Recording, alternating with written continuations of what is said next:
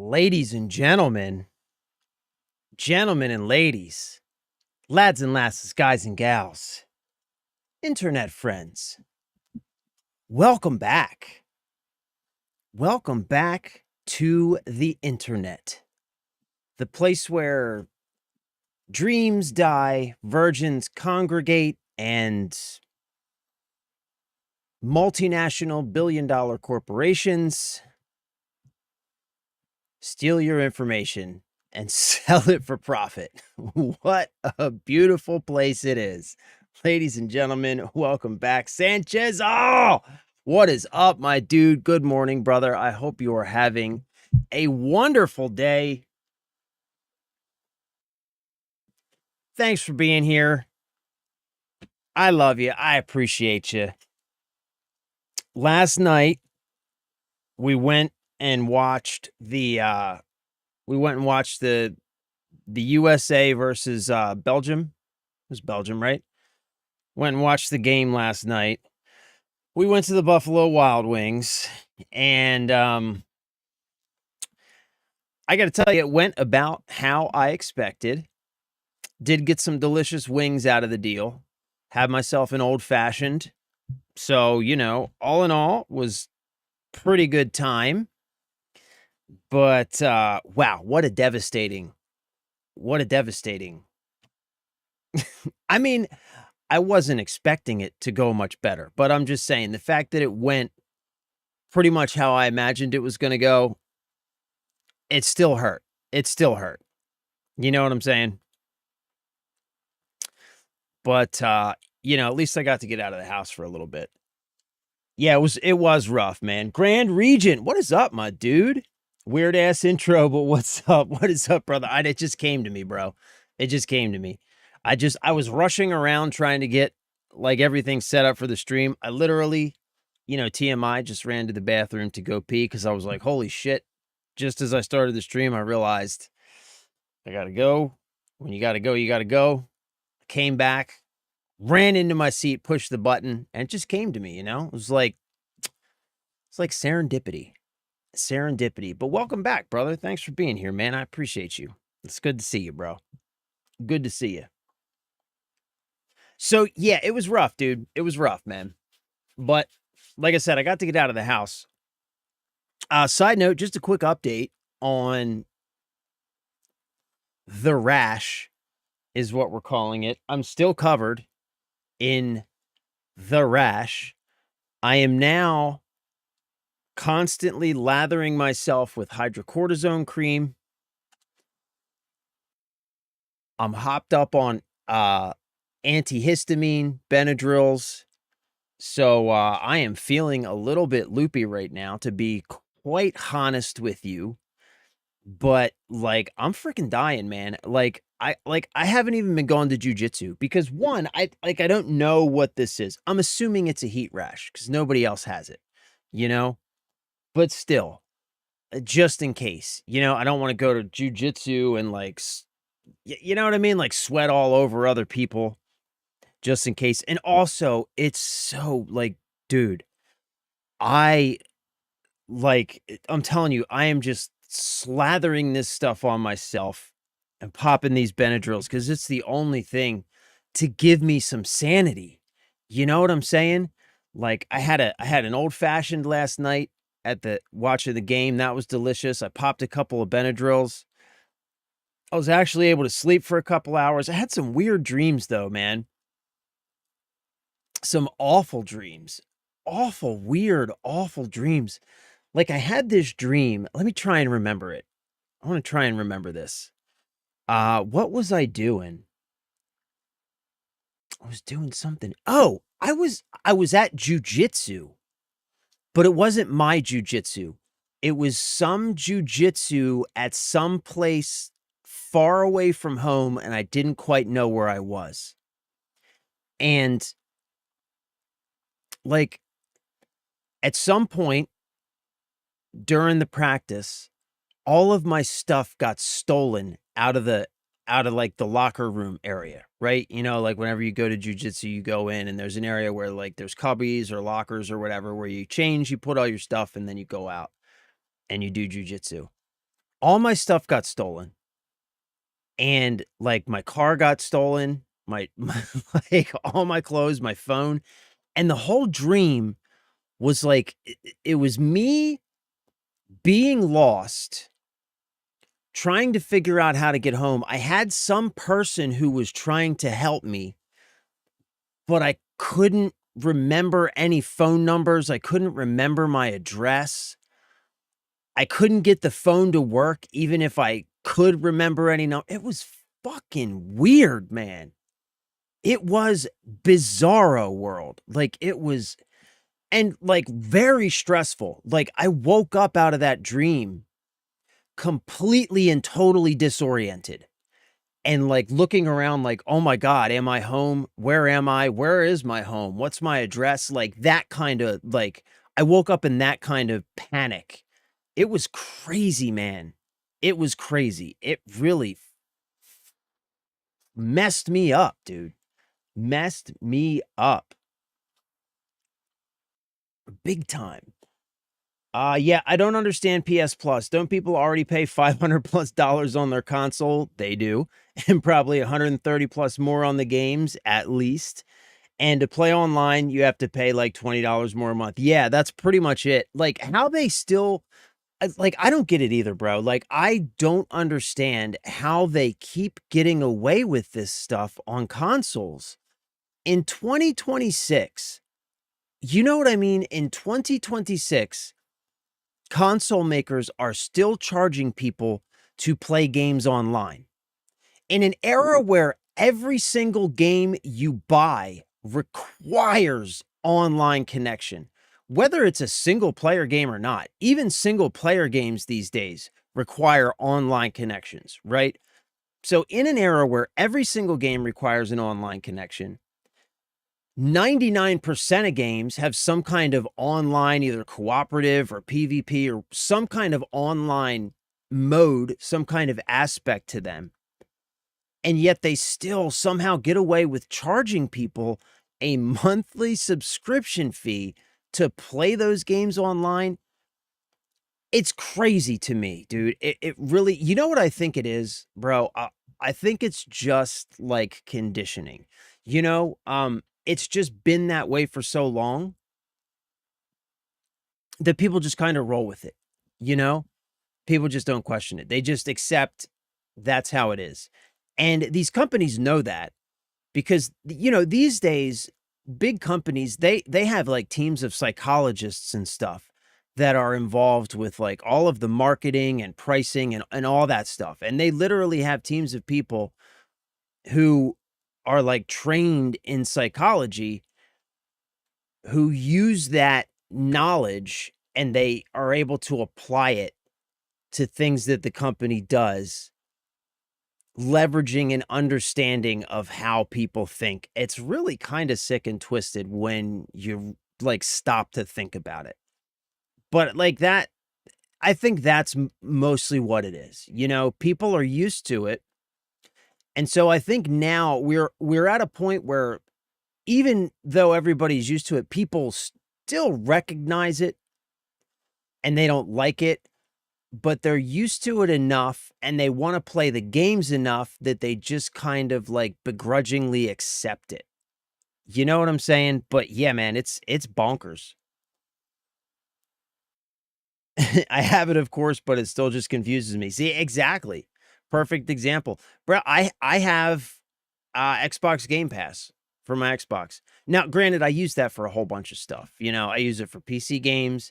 I use it to stream games to my handheld. So I use it for a lot of different stuff, but still, when I was gaming exclusively on the Xbox, I was paying to play online, you know?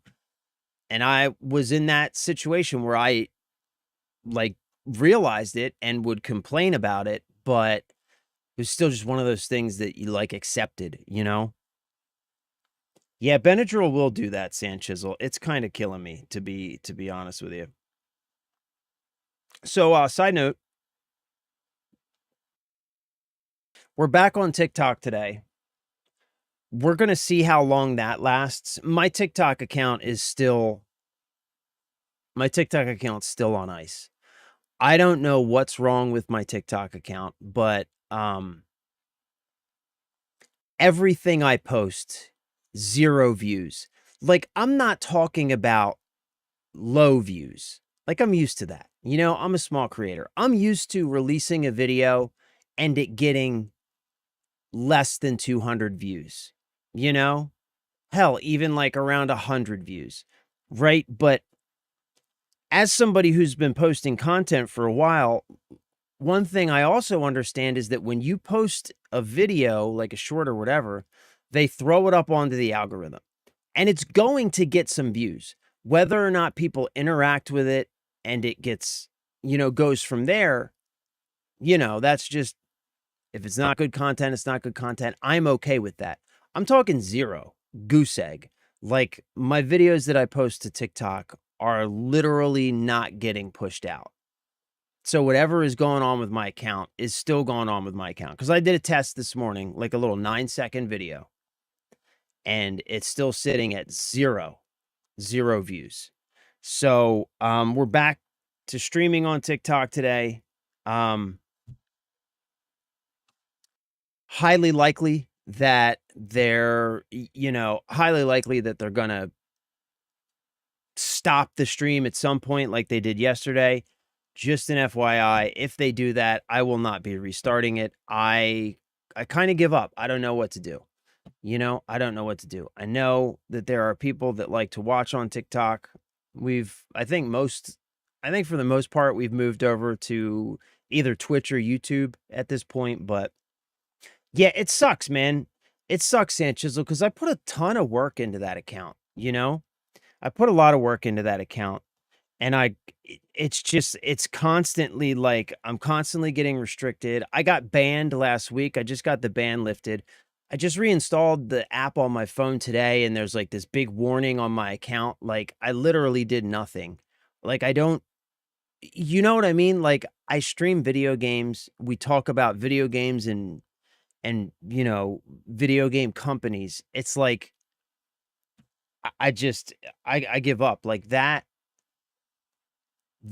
application, that ecosystem, that platform is just, it's garbage, man. It's really bad.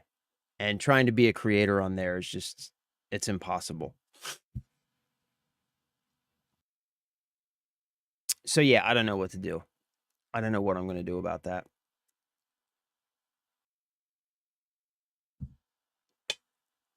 I'll tell you one thing I'm not going to do, because here's another thing that's like incredibly frustrating. I'm apparently not the first person that this has happened to. Because if you start doing some fagoogleizing, like, you'll find that there are plenty of people out there that this has happened to. And the most common suggestion for fixing it that I have gotten is simply to start over again. Delete the account, start a new one, and start over again. Which is crazy. I have 8 months of hard work into that account. Like, I have been busting my ass to put content up on a regular basis to try and grow that footprint. And it's super frustrating. But whatever, man. I don't care. F it. F it, bro. So a couple things that I want to go over. First and foremost, and we're going to come back to this, but the Steam Summer Sale's happening. The Green Man Gaming, yeah, here it is. The Green Man Gaming sale is happening.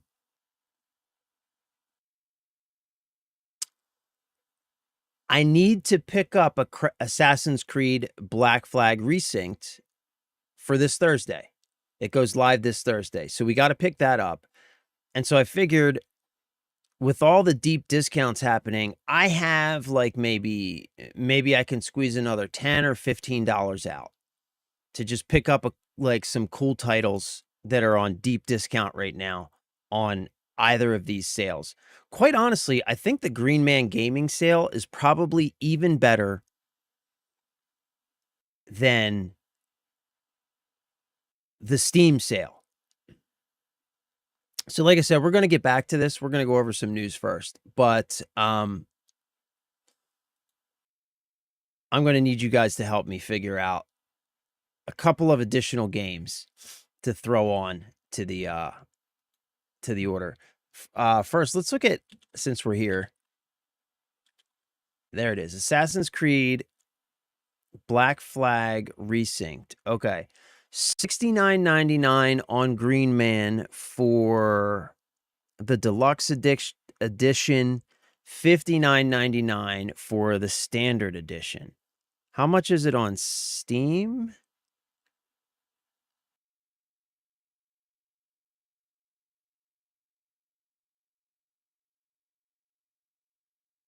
Okay. So same price on Steam. Interesting. Interesting. No discount on Assassin's Creed Black Flag Resynced on Green Man. Interesting. Dead Space. Man, this is a great game. Have you played this game? Dead Space? Phenomenal. So anyway, you guys are going to have to help me with that. We're going to have to pick out a couple of games to add to the Black Flag Resynced order to take advantage of the summer sale. But first, FYI, tons of people are getting free copies from Ubi, providing they will play the game ASAP and stream it. Really? How are people getting free copies? Wait a minute. How's that happening? I don't think I'm big enough for that, though. You probably got to have like at least 10,000 subscribers or something, right? Maybe I could use my I could use my machining account. I could use my machining account to try and get a free copy. You know what? Like I actually I was thinking about this recently. I was like, what if I just convert my machining account to a gaming account and see how many people stick around? Like, you know what I'm saying? Like, what if I just start gaming on that account? Because it's got like 25,000 subs or something. Not a ton, but like, 100 times more than I have on my gaming account. So, like, what if I just start streaming and playing, like, posting my gaming content to that account and see how many people stick around? Like, will it at least, like, give me a head start?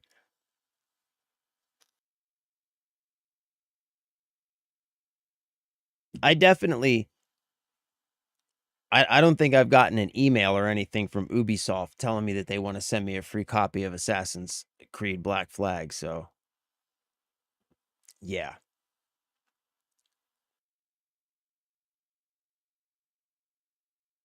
Okay. So, here's something that I wanted to talk about. This article here. You guys may have already seen this, but Sony just recently announced, right, that they're discontinuing physical games, I guess is the best way to put it. They're discontinuing physical games 100% starting in January 2028. There's been a ton of backlash around it, everybody seems to be upset. Even people who are like, man, I just want to mention again how happy I am to see the response that they've been getting for this, because I was really afraid, man. I was really afraid that it was going to go the other direction. I was really afraid that there were just going to be there was going to be like a majority of people who are just so used to digital that they would have been like, this is fine. And there are those people out there. But like the overwhelming, the loud, like collective voice on the internet is one that is very upset about this. And I just got to say, I am very happy that things have gone that way. But anyway, so they announced this. They've been getting a lot of backlash for it. And so, people are talking like maybe they could reverse course. I mean, we've talked about it a little bit. I don't think they're going to reverse course just because I think that they think, like, the fact that they did this, I think that they believe that they are too big to fail at this, and I think that they believe that we as customers are just, like, what's the word I'm looking for? Like, I don't know. Like, I think that they have so little respect for us as customers that they really think that it doesn't matter how we feel about it, because at the end of the day, we're gonna buy the consoles and buy the games anyway. That's what I think their perspective is. You know, I fully believe that. I fully believe that that is their perspective. You know, we've talked about this before, like the executive class, you know, that group of people, executives and middle management and all of the bureaucracy of big business has totally taken over the gaming industry. You know, the gaming industry that we often reminisce about was a very different industry, you know? The gaming industry that we reminisce about was one in which many of these developers who have either gotten huge or have, you know, become part of like much bigger conglomerate publishing organizations, etc. They started out as very small teams of passionate people, you know? Like that's kind of what the gaming industry used to be. Even as recent as like 20 years ago, the gaming industry was still a very, you know, sort of a ragtag, scrappy sort of industry, you know, where small groups of very passionate people who really believed in the ideas they had and the things that they were making were literally like kind of performing magic to put together some of, you know, the most amazing games in history. Games that have built trillion-dollar franchises these some 20, 30 years later, right? But that industry that we remember and reminisce, that vision of that industry is long gone, long gone. And it has been replaced with the executive. And the thing about that industry that we reminisce about is that those people,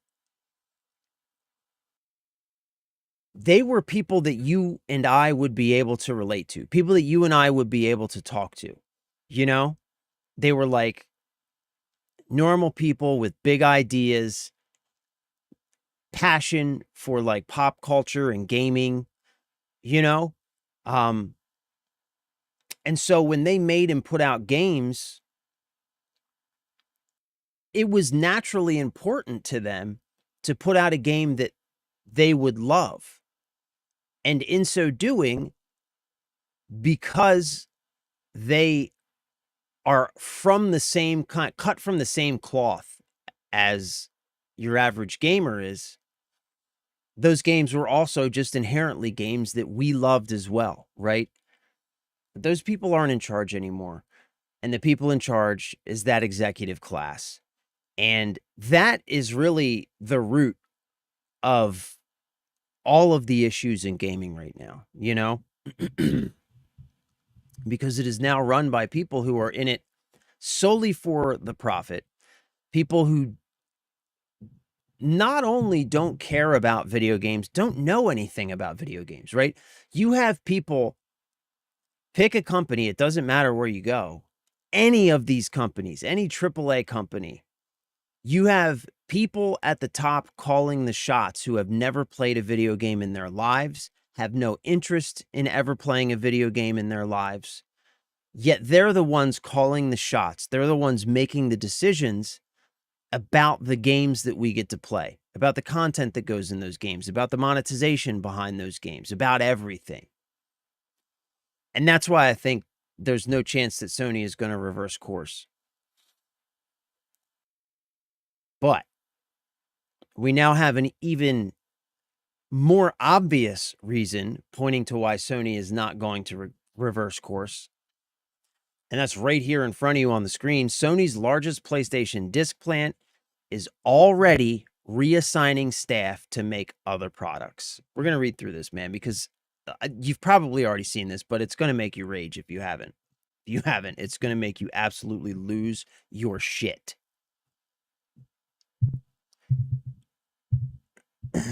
Friend received a copy with a dead Twitch 3 subs. Just contact Ubi support. Inform them you're planning on playing the game on your stream. You have multiple platforms, including your machine and YouTube, plus this one. Tell them you're excited to start earlier than launch, and if it's possible to receive an early access key to start streaming. Can even include if you have it pre-ordered and where. Most important is selling yourself as super excited to get to streaming it and sharing it with your community on all platforms. Other important fact, your Uplay account must be in good standing and never receive a suspension or any actions. Yeah, my Uplay account I've hardly ever used, so there's definitely no issues with that. So just contact Ubisoft support, huh? I'll give it a shot. Why not, right? I mean, that would be cool. And like, not only would it be cool, but it would kind of establish a connection, you know? So yeah, I'll give it a shot.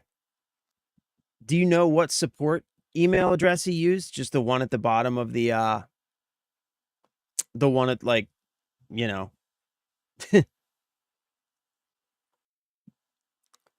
Check this out. Already TikTok Live restricted for some audiences. Your live contains themes that some may find uncomfortable and has been restricted. Reason: regulated goods and services. I fucking give up, dude. I fucking give up.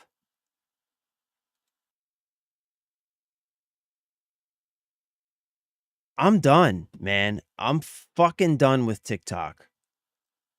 I'm so done with it. We have been streaming for 30 minutes. My live has already been restricted. Regulated goods and services. I'm done. I'm done with TikTok, man. If you follow me on TikTok and you want to, like, you know, be a part of this community, I suggest you find me on a different platform, because I'm done with it. I'm done with it. I'm absolutely done with it. This is one of the reasons I stopped streaming altogether. Yeah, well, you know, like, dude, I don't have problems with any other platform, but I have problems with TikTok every single day. My TikTok account has essentially been, like, shadow banned or something for almost 3 weeks now.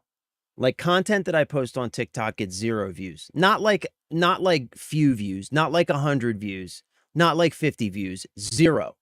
Like, it never even gets pushed out to the algorithm for, like, the last couple weeks.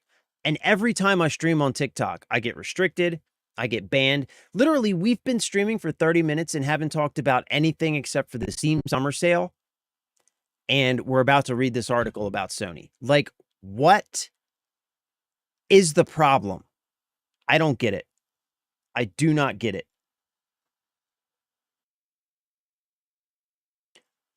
Bro, I don't blame you. This is the second time I've been on your live and it was flagged within 5 minutes. I know, right? Like, what the hell? What is even happening? Look, I'm telling you, man, I know people like TikTok. It's convenient and all that stuff. And that's why that's why I keep trying to continue streaming on TikTok. But I will say this, like, if you're on TikTok, like, and you want to, like, keep coming and hanging out on the streams, I would highly suggest going to a different platform. If you like the vertical streams, I broadcast vertical streams on YouTube. I also, of course, do Twitch. Like, you know what I'm saying? Because I don't know what to do. Like, I'm not going to keep fighting this crap. So anyway, I'm not going to keep bitching about it either. I'll see you on Twitch, bro. Hey, brother, I appreciate that, man. Thank you for that. I appreciate that, bro. I love you. I appreciate you. Thank you for that. The game was auto-added to his account, and we tried the key to see if we could activate it twice, but it didn't work. Good try, though. You know what I'm saying? Good try. It's fucking legit, dude. Good try. I think someone just mass reporting you because they're jealous. I mean, jealous of what, bro? You know what I'm saying? Like, jealous of what?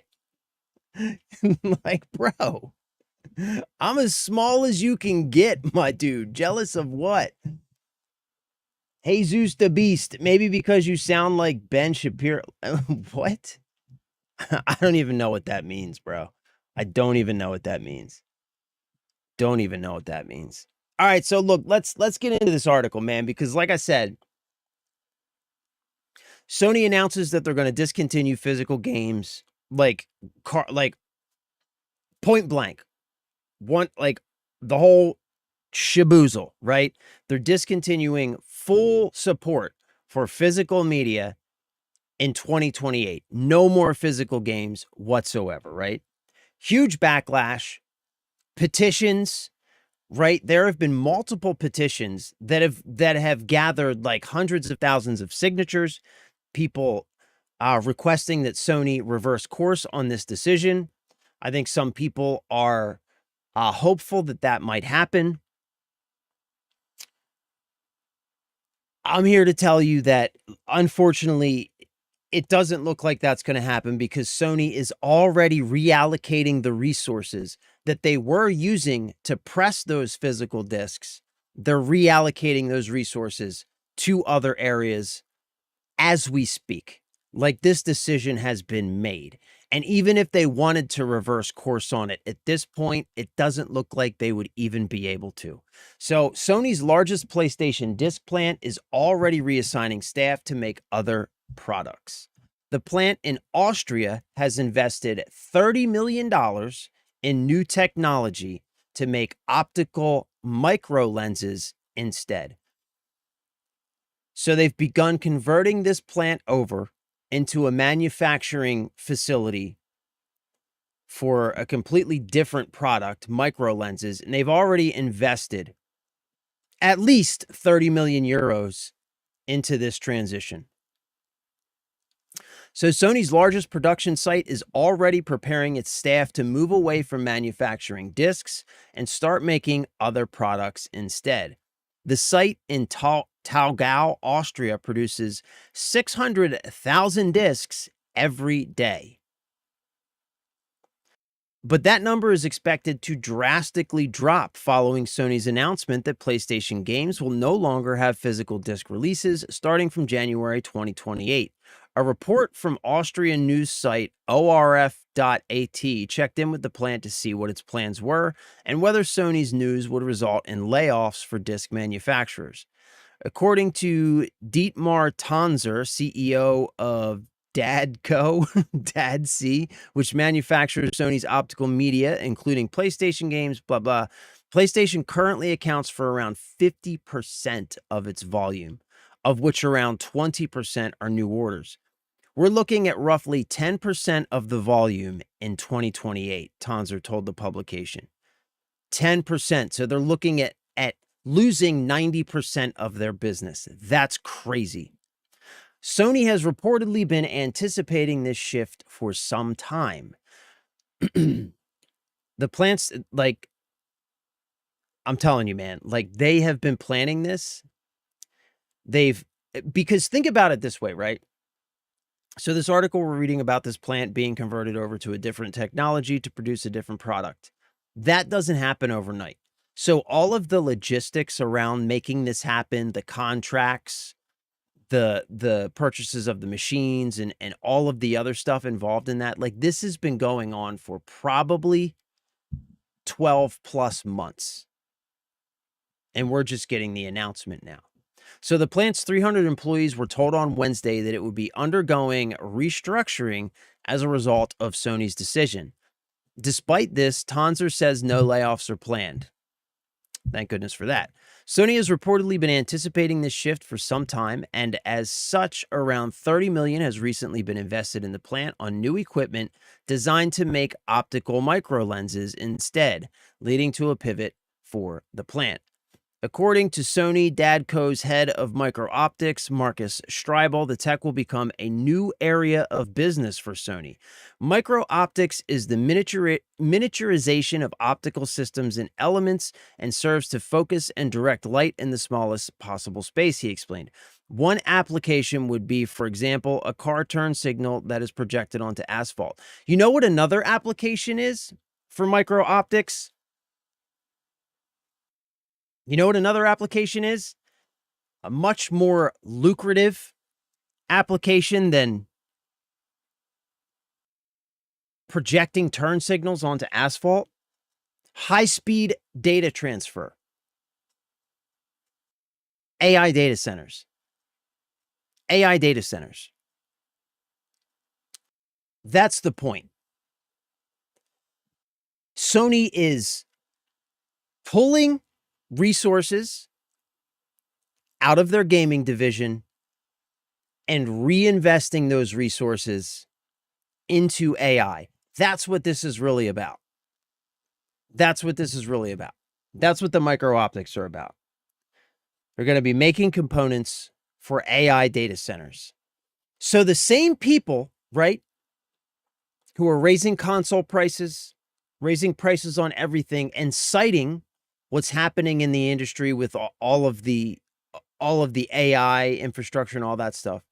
The people who are citing this as the reason why they need to pass higher prices down to you as the consumer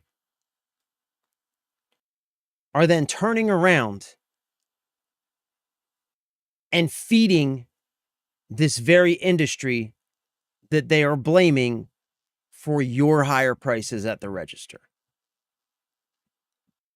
And that's why I say, man, like, they're not going to reverse course on this. They could care less about your money, about my money. They could care less. They're going for that big money, that taxpayer subsidized funding in the AI space. That's what they're going after. Because it's easier for them to get your tax dollars from the government, because the government's subsidizing all of these big data center rollouts in multiple ways. It's easier for them to get your tax dollars, to get your money that way, than it is to try and convince you to spend your money at the cash register. And that's what this is all about. And that's what I meant at the beginning when I said, this is going to infuriate you. And if it doesn't infuriate you, like, bro, tell me whatever you're doing to stay calm, because I need to do that. Anyway, let's finish this up. Employees at the plant were reassigned from disc production on Wednesday to start testing the new equipment, with Sony planning to retrain them extensively in the near future and begin mass production for optical microlenses. This news may come as a blow to the organizers of numerous petitions which have started appearing online as a result of Sony's announcement. The most prominent being Don't Kill the Disc, which was launched by Canadian retailer PNP Games and currently has more than 30,000 signatures. Has a lot more now. I think it's like a couple 100,000 now. With Sony already investing tens of millions of euros in new equipment to retrain its disc manufacturers to make other products, the prospect of a U-turn appears unlikely. So yeah, man, that's like the unfortunate news here, is that Sony is like well past the point where they've made up their mind. And more importantly, I think that they're well past the point where they care what really happens to the PlayStation. I don't think they care. I think for Sony, and this is just me speculating, but I think that they're probably projecting, either, they probably have like multiple scenarios that they've gone over, right? One of those scenarios is that the consumer just, we all just get over it. We buy PS6s and business as usual. Another one of those is that the PlayStation business suffers tremendously.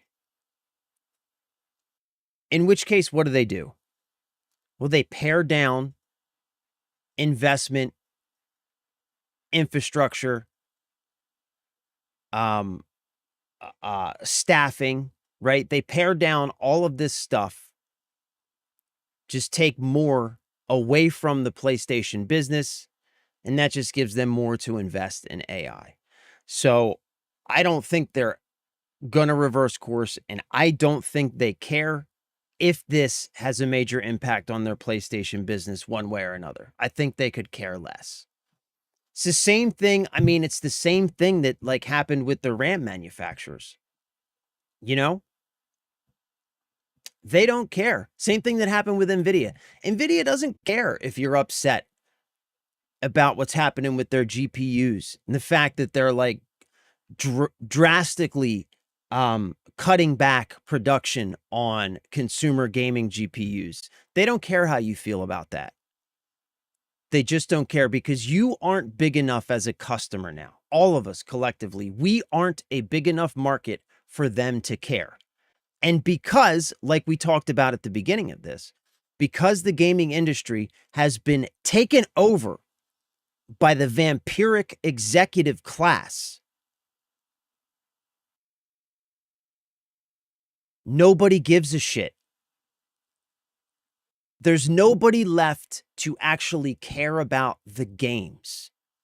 There's nobody left to care about creating good games for the sake of creating good games. And that's just where we're at, man. That's just where we're at. Just tell those people to eat it the long way. My dude. Sony Props has a ridiculous lease on that property, and it's cheaper to pivot to support AI with Opta lenses and save face on. We're keeping our workforce. Yeah. Instead of also falling into the hole of we killed physical media production and we also killed all those jobs with it. Yeah, for sure. For sure. For sure. I can see a future where stream computing is a thing to include gaming. Yeah, I mean, Corn, that future's already here, bro. You know, like you can already stream shit, man. I've got Xbox Game Pass, right? I have a like one of those little Xbox Allies, the white one. Like it's a very underpowered machine, right? So a lot of games using my Xbox Game Pass account, I just stream over the cloud to that thing and play a lot of games that way. So that future is already here. And thin clients have been a thing for decades, right? Where like I've installed many of them where like you will install like at an office building or whatever, right? You'll install like a server room with like a centralized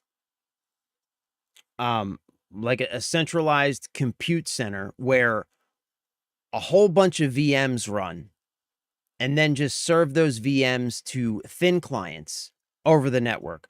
All they're doing is expanding out that same idea to now be able to house those data centers remotely and serve a multitude of different clients with a multitude of different configurations to meet a variety of different business needs and just do all that over the cloud. So yeah, man, it's already here, bro. It's already here.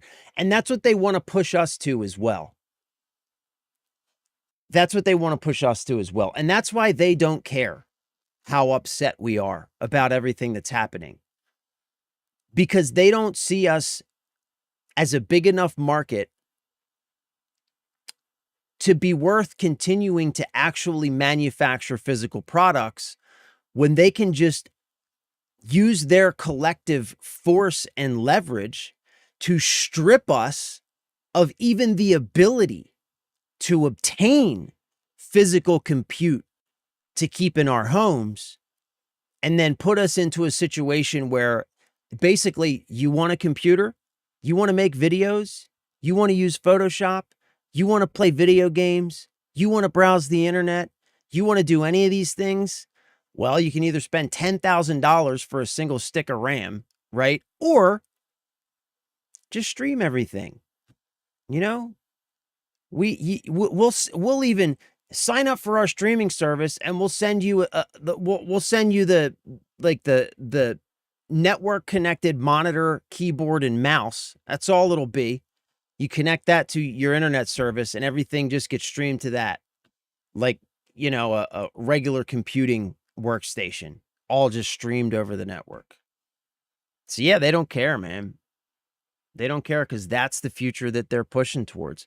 Because there's so much more profit in that for them, right? It's the same thing. Like, it's the same thing. Software as a service, computing as a service, right?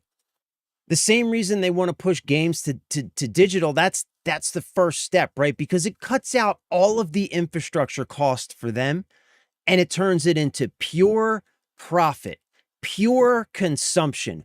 All that they have to do is push bits over the wire. That's all they got to do. All the rest is profit.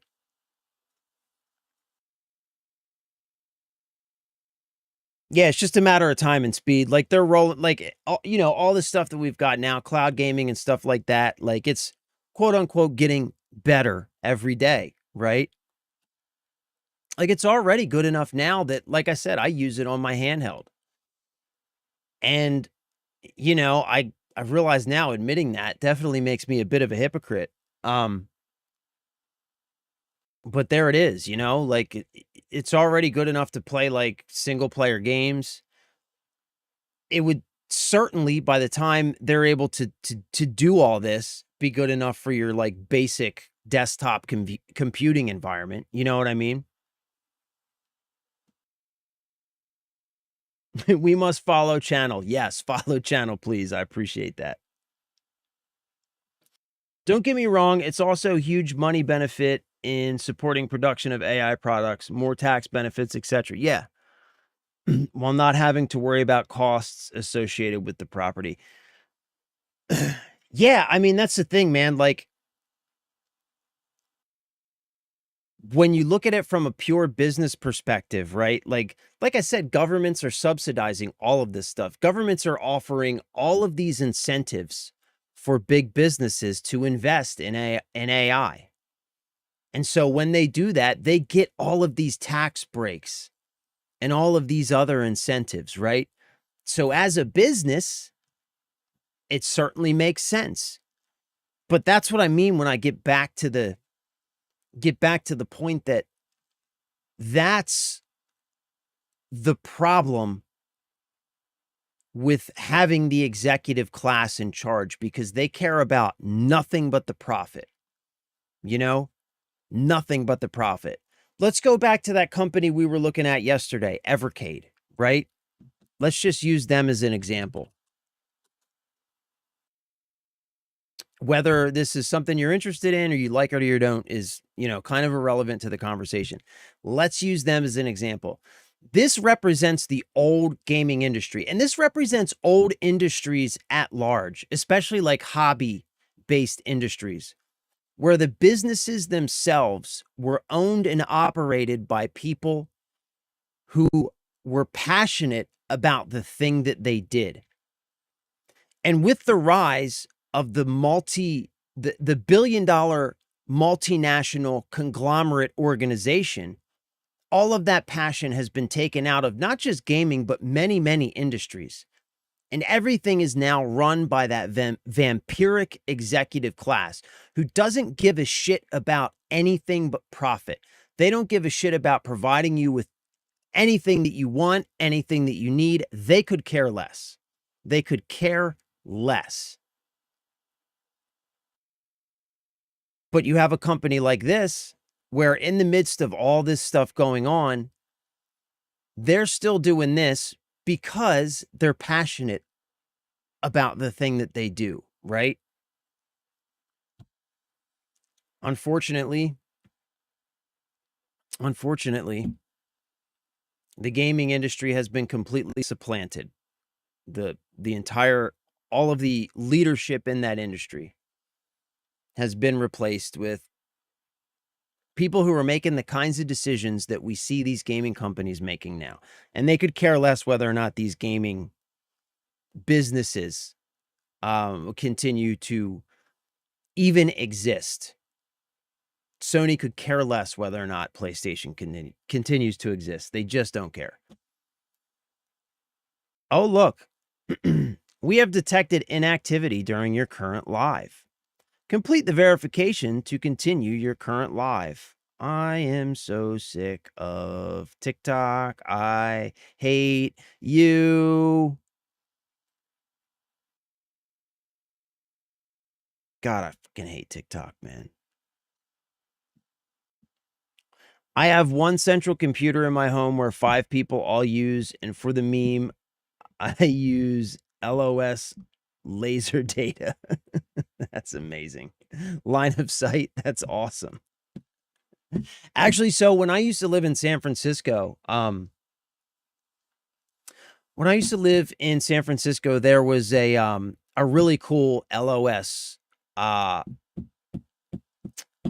like internet provider in SF, because they could put like the dishes or whatever on the rooftops, and they actually offered a really good internet service for like super cheap. I wonder if I can't remember the name of the company, but yeah, it was pretty cool.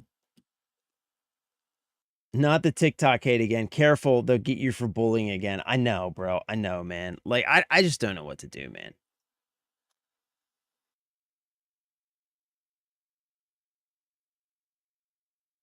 I don't know what to do. All right, so check this out. This is something else I saw. This is just real quick. But like, I didn't know this. This is, I guess maybe this has been going on for a long time, but I just think it's funny and ironic. So, or maybe it's new. I don't know. But apparently now, if you try even to order a disk drive for your PS5, you are limited to 1 per customer per order.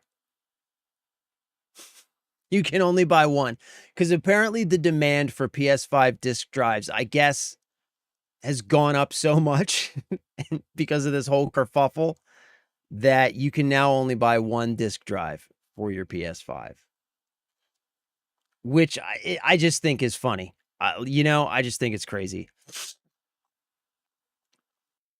And that's another reason, right? Like, if you think that Sony doesn't know that gamers want physical media, they know. I mean, look, they're dealing with it, right? They know the demand is there. It's just that demand does not represent a big enough market for them to give a damn. It just doesn't represent a big enough market for them to care. You know what I'm saying? That's the problem. That's the problem. It just does not represent a big enough market for them to care. It's crazy, man. So yeah, I guess the moral of this story is, boycott Sony. I am personally, like, I'm not in charge of anybody or anything else. I'm just in charge of some of the decisions I make. My wife is in charge of most of them, but I am in charge of some of them, and I'm in charge of this one. And for me personally, I'm boycotting Sony. And I will continue to boycott any company that shows that they are disinterested in me as a customer, which many are. And I realize that, right? Like, accepting the fact that we just don't represent enough money for them to care is kind of part of it. Just coming to terms with the fact that they could care less because there's more money elsewhere, accepting that, and then just still making your decisions, voting with your wallet accordingly regardless, right? By saying,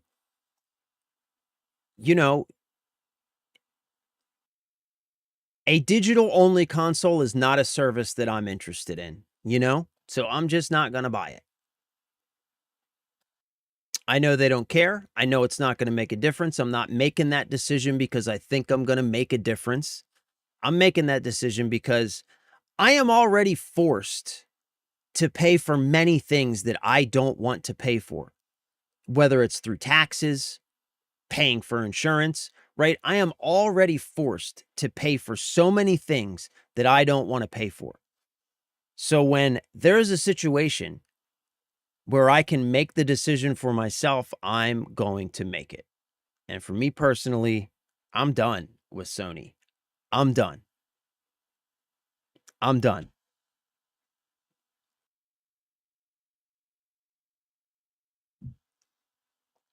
It sounds like my mod life is going to get busy as fuck. Yeah, bro. I mean, there's plenty out there, right? There's plenty out there. And you saw this. I'm getting into this, man. I'm getting into this. This Evercade thing, I think, like I might have to wait till Christmas or something, but I'm going to have my wife, I think, for Christmas this year.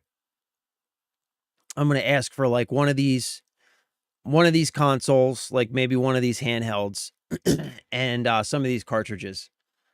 And I'm just going to start putting my money into businesses that align with that I align with on some level. You know what I mean? And I'm just going to start purposely doing business with people who share at least some kind of common interest, align in some kind of common way with like the things that I care about, the things that are important to me, right? And stop giving money to people who are simply making things that I may be interested in because they want to sell them to me, for just because they're interested in the profit, not because they're interested in making a good product that I would want to enjoy, but simply because they say, oh, hey, look, these people like to buy these things. Let's make some of these things. Let's make them as cheaply and as shitty as we possibly can, sell as many of them as possible. You know, instead, I'm just, you know, that's at least that gives me a little bit of, it makes me feel like I have a little bit of autonomy and can exercise a little bit of free will and power in my life. You know what I mean? That's where I'm at.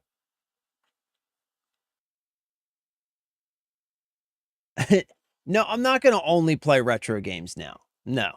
But I'm saying I am going to, I think, be a lot more thoughtful about the decisions that I make. You know, when it comes to where I spend my money is all I'm saying. Gamer homesteading. That's what I'm fucking, yes, that's what I'm talking about, bro. That's what I'm talking about. Gamer homesteading. We are doing it. Gamer homesteading right here. You saw it here first. That's what we're doing. That is what we're doing. All right. So I don't want to like yap at you guys the entire stream here. Oh, wait, there is something else we got to do though. All right. So, Assassin's Creed Black Flag Resynced comes out in 2 days. Right? So I got to pick up my copy. And I figure since I am already picking up this, I should add like I don't really have money. So I'm thinking like maybe add like a couple super cheap games from the Steam sale onto my order, but I don't know I don't know what to buy. I did see this. All right, let me show you this cuz this is something I'm super interested in. Come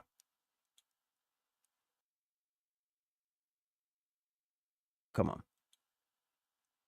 Yeah. So Green Man Gaming has some really good bundles going on right now for their summer sale. And they've got this Metroidvania Madness bundle. For $14, you get 6 games. All Metroidvania games. I think these would be fantastic for the handheld month. Let's go 07, 04.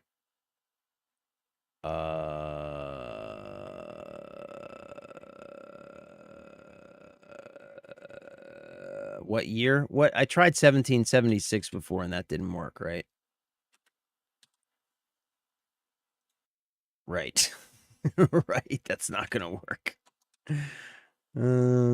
Let's say 2000, right? Damn, the year 2000 was 26 years ago. That's crazy.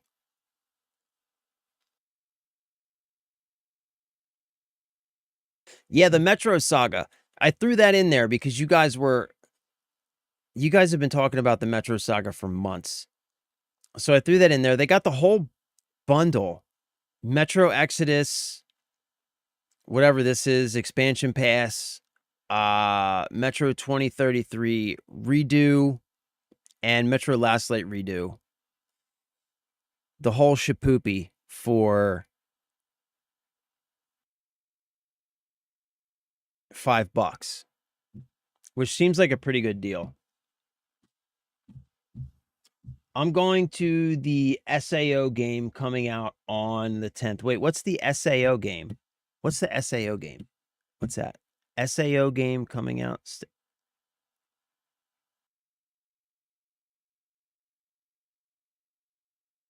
Weird West. All right, let's look at Weird West. Weird West. Let's check this out.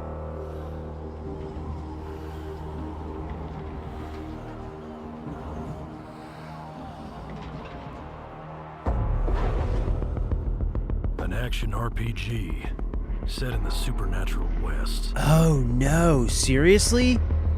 Yeah, dude. Forge relationships with odd characters. Okay, I'm into it already. Make friends and enemies. Oh, I'm into it already, dude.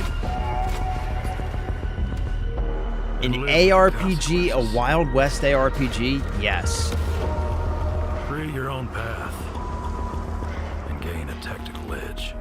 Move by day or by night.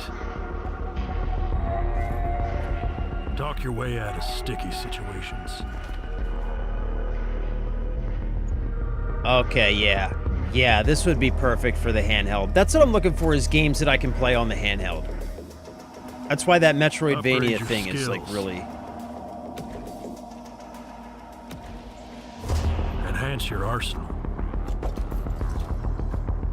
Oh, yeah. Yeah, man. Choose your approach. This looks cool, dude. This looks Master super of cool. plethora of sandbox.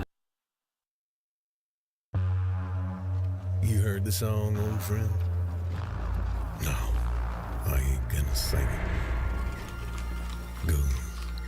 Killed a man outside Grackle.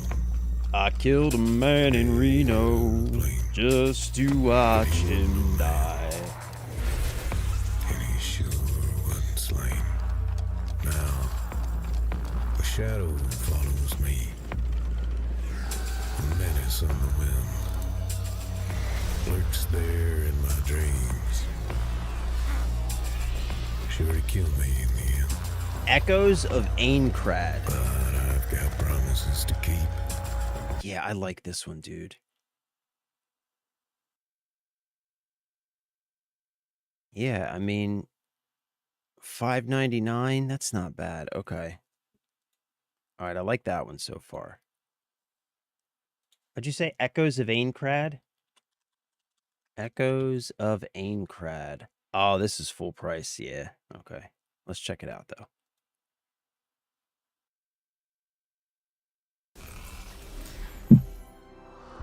Bandai Namco is always good. With the terrifying monster. It's horrible.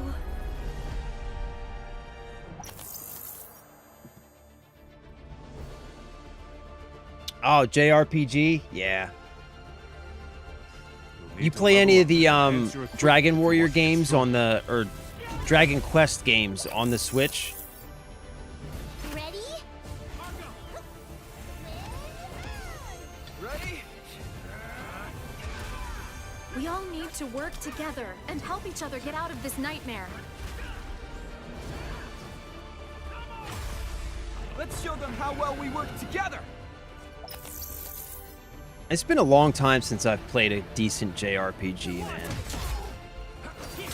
You know, one of my favorite games of all time, actually, if you're into JRPGs, I don't even know. Do they even have it for PC? Lunar the Silver Star? Yeah. Oh my gosh, man. I played this. Longer the enemy? I played this back when I was... Oh my gosh. This game, dude. This game. When I was a kid, I remember playing this game.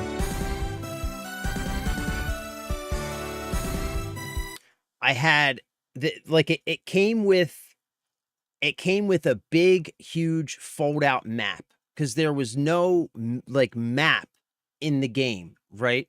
So it came with this big, huge fold-out map. I remember being a kid playing this game in my bedroom with the big fold-out map on my wall and a notebook to keep notes. And it was just such an incredible experience, man.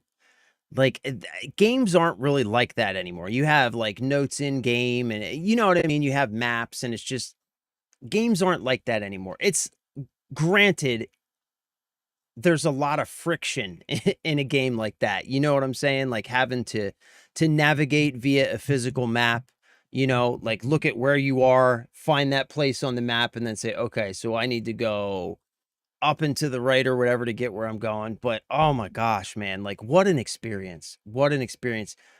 And this was it had to be like the first really big like JRPG style game that I ever played. And it just felt so huge at the time, man. It just felt like it was like just had no boundaries. It just everything about it was so big. And it was just this big, huge world and this big, huge story. It was so cool, man. It was so cool. Yeah, the good old days, man. The good old days. The good old days. All right, so I want to check. I wish I could get that.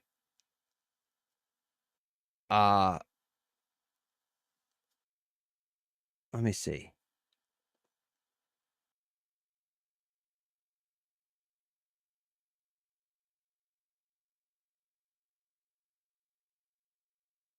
Metroidvania. No. Great on deck. That's crazy that Baldur's Gate is deck verified. That's bananas. $44.99. They've got no way that Assassin's Creed Black Flag Resynced. No freaking way, man. I tried playing Assassin's Creed Origins on my handheld and it was unplayable. Like it was legitimately awful. There's no way. There's no freaking way, dude. No freaking way.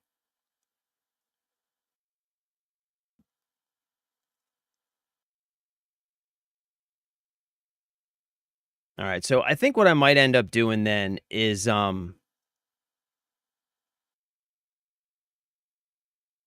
probably I'll pick up Black Flag Resynced. I guess I'll get the Metro Saga bundle because you guys have talked about that a lot. Weird West looks really good. I think I'm into that, so I'll probably pick that up. And then I'm probably going to pick up this bundle on Green Man because I love Metroidvanias.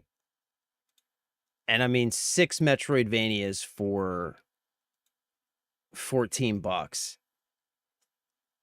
You know, that seems pretty good to me. And most of these look pretty good too.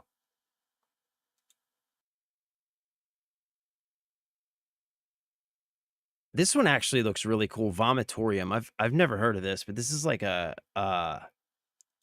first person Metroidvania. So this looks really cool. This looks super interesting. So yeah, I think that's the plan. I think that's the plan. Truth, what is up, my dude? I have not seen you in a while, bro. I have not seen you in a while, my dude. How's it going, bro? Good to see you, man. Hello Kitty Adventure. Is that did they really have that? Do they really have Hello Kitty Adventure? Hold on. Hold on. Hold on, bro. We may have found our game. Hello Kitty Island Adventure. Oh my god. Oh my god. Boys, I think we found it. This is us. We are now officially a Hello Kitty channel. That's it. We're done. We're done. We're now a Hello Kitty channel. I mean, what else can I do? This is us now. What is this, like Animal Crossing, but Hello Kitty style? Yeah, we're now a Hello Kitty channel. That's us. That's what we're doing.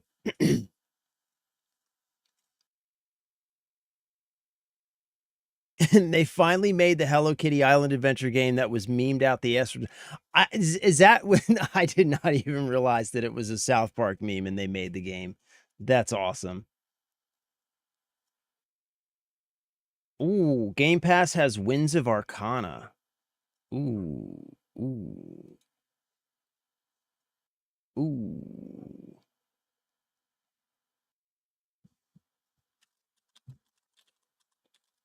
Winds of Arcana. Oh, nice.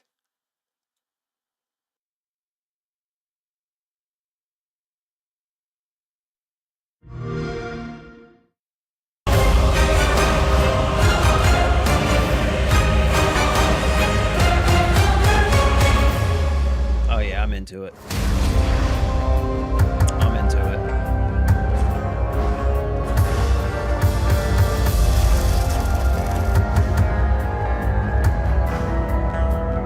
Pray to your fell gods!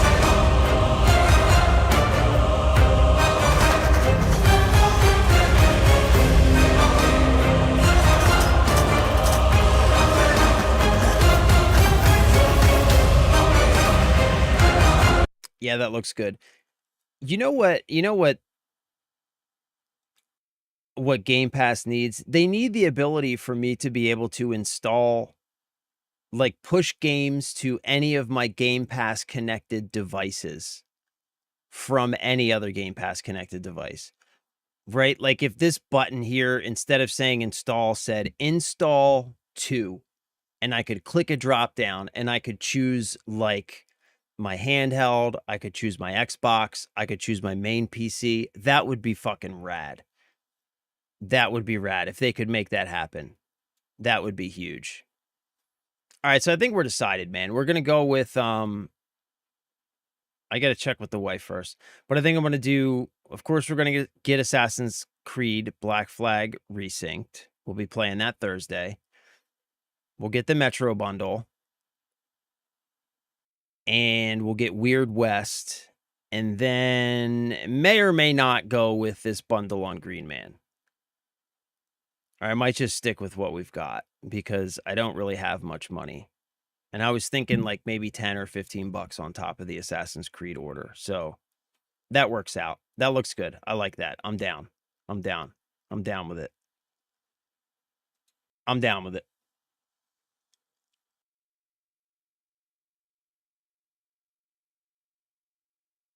That's crazy, man.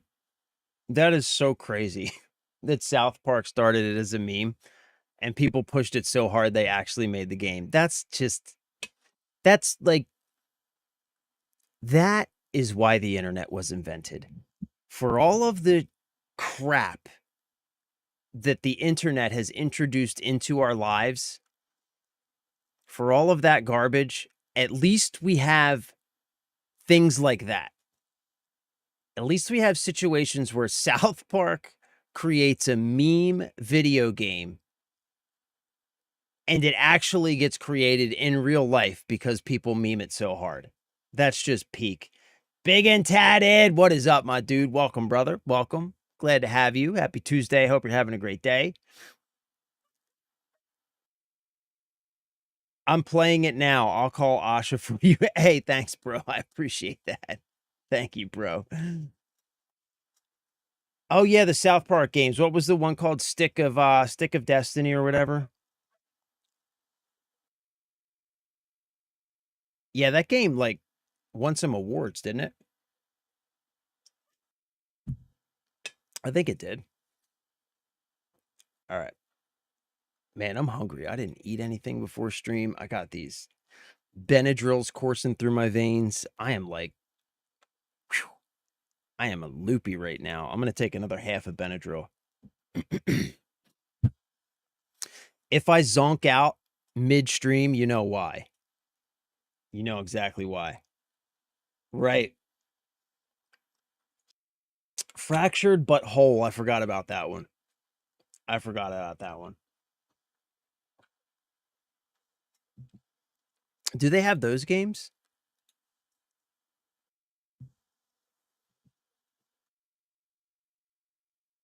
South Park. There it is. $5.99. The Stick of Truth and Fractured but Whole. $5.99 a piece.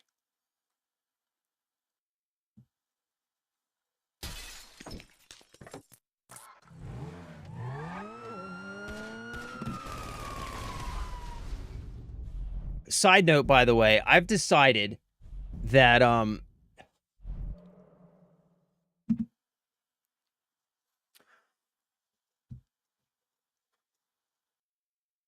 I don't think we're going to bother with GTA Online, at least until GTA 6 comes out.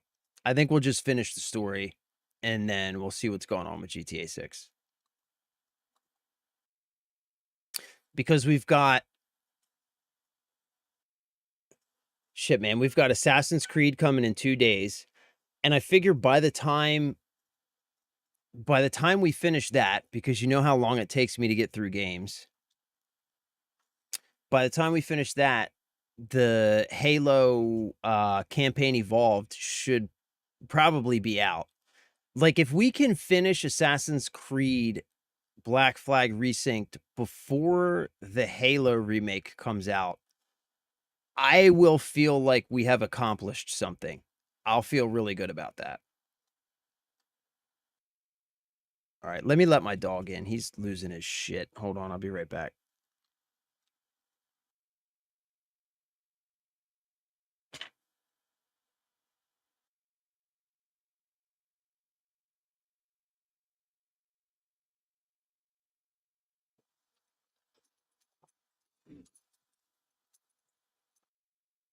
All right, stay away from my curtains, dude.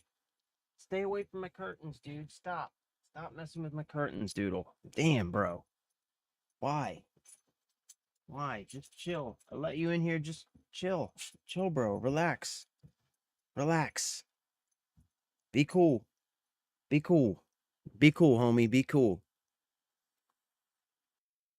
Fractured but Whole in the Stick of Truth on Game Pass. Freaking sweet, man. You guys are crushing it with the recommendations.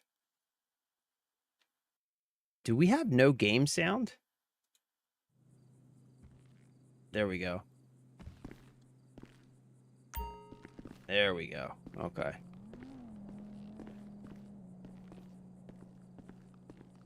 All right, so what were we doing? We were doing, what were we doing? Great question. What's this?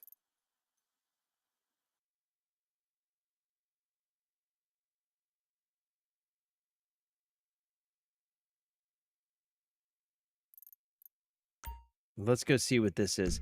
Tell me it restarted the entire heist prep over again. Please tell me it restarted the entire heist prep over again. I would just be thrilled about that. I guess my other car is an impound. So... I guess let's take this one. Yo, man. Look, I'm just gonna come out and say it. The car situation in GTA 5, the way that it works, is dumb as fuck. Like, one of the main things that you can do in this game, right, is to acquire cars. Get a car, put it in your driveway, in your garage or whatever, and it becomes your car, right? But every time you take a car to go do something, like 9 times out of 10, it requires you leaving the car somewhere to go do the thing that you took the car to go do, and then the car ends up in impound.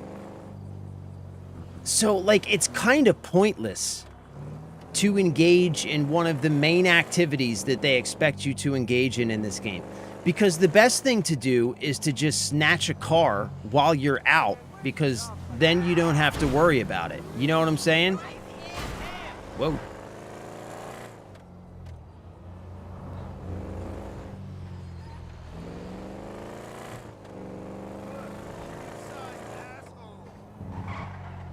Woo, too close. And you don't have to worry about beating it up either.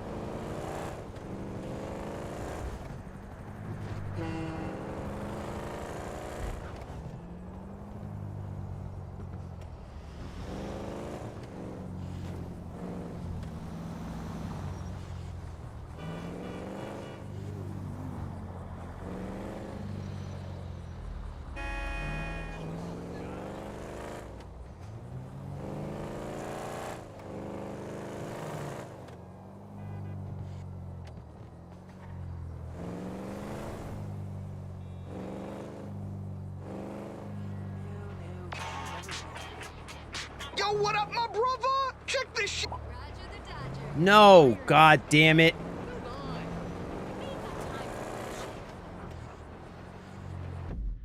I'm not doing that. I'm not fucking doing this. God damn it. I hate this shit.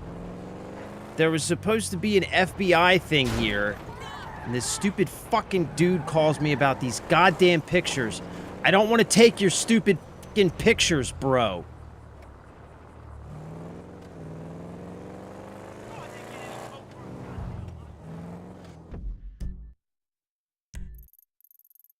All right, I know we need to go over here somewhere, so let's just go this direction.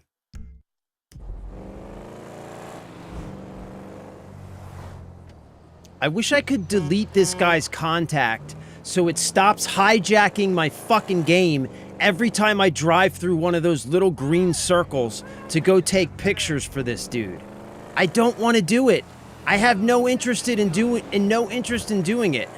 So why does it keep hijacking my game and trying to force me to do it? Drives me crazy, man. Raise up now, motherfucker.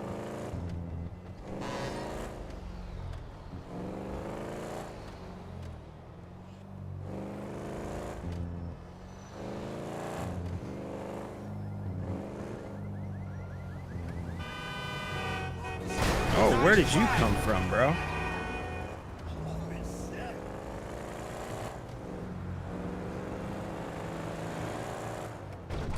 You're more stoned than I am.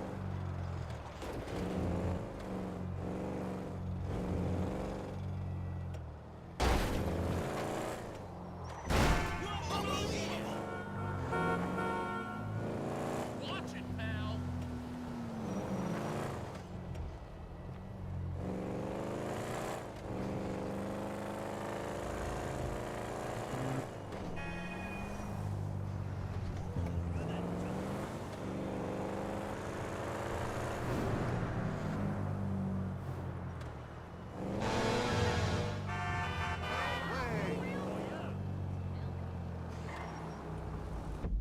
Is it seriously not going? Like, get this fucking mission out of here, dude. How do I get rid of this fucking mission?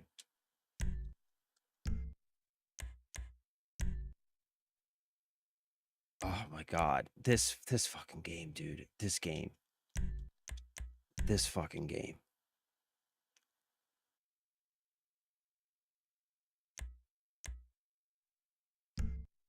What?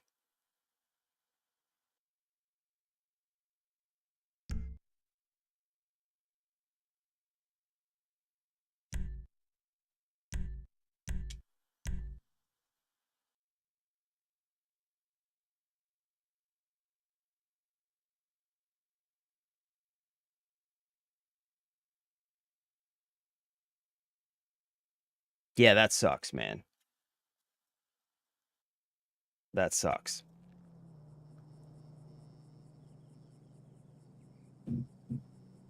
Like, I ain't trying to talk shit, but I feel like I'm starting to remember why I never finished this game.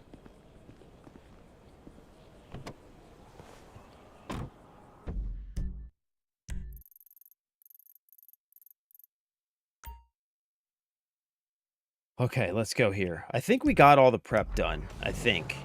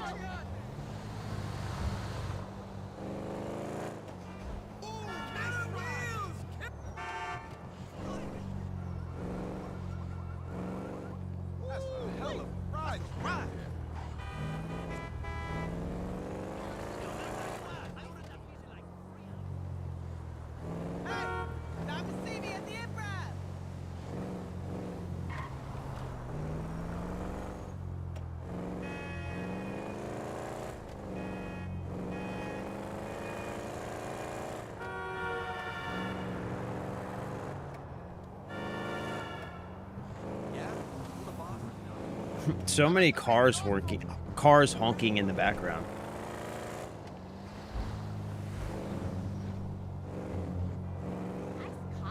Maybe I'll Brandon Roberts, dude. Yeah.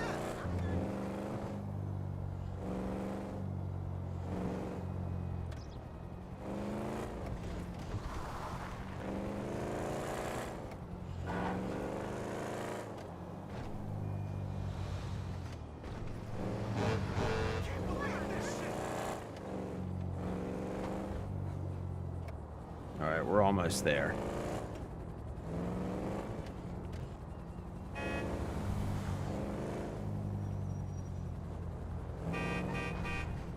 Oh. Jesus Christ. Oh, we're going back to Trevor's place. You owe me $20. Absolutely.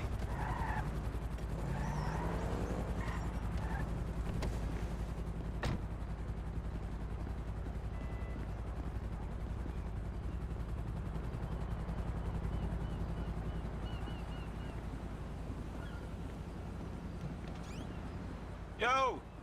Yo, Frankie, we were just talking about So what you. we doing here? We're working, amigo.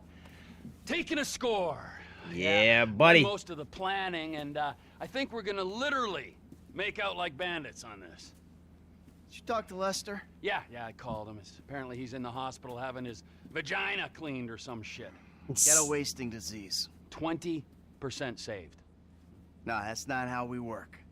Well, you'll forgive me, but that's how we're gonna work this time, all right? We're doing it my way, because as I recall the last time when we did it your way, we all got shot at, you got buried, resurrected, turned into a twat, and Brad ended up in a fucking prison! Yeah, and Lester told us not to do that job, but we did it anyway. And Lester seems pretty good, man. Would you shut the fuck up, all right? And you, Michael, owe me, all right? So this time, we do things my way. Yeah, and what about after this? After this, we think about things. So what's the plan? Easy. We are sinking a freighter into Los Santos Harbor, all right? Now, I think it's a Daddy's solid little plan. helper, you're gonna be on the bridge, all right? You're the lookout. And you're boarding the freighter and planting charges. Me, I'm running the deep water salvage operation with a little help from my friends. You, fat man, of course, well, you're not one of those friends. Which part is easy, though? Oh, for fuck's... Where'd you get the pussy, Mikey? Man, fuck you. Ah, better! I like that. Fuck you. Good. Good. All right, now let's go make some money, ladies, huh? Brilliant. Don't be a dick. Oh, your wish is my commando, master. Let's go, Junior. Hey, wait. Get Michael a wetsuit, all right? Take him to the boat. Oh. Hurry it up. We need some transport, don't we? I'm coming, man.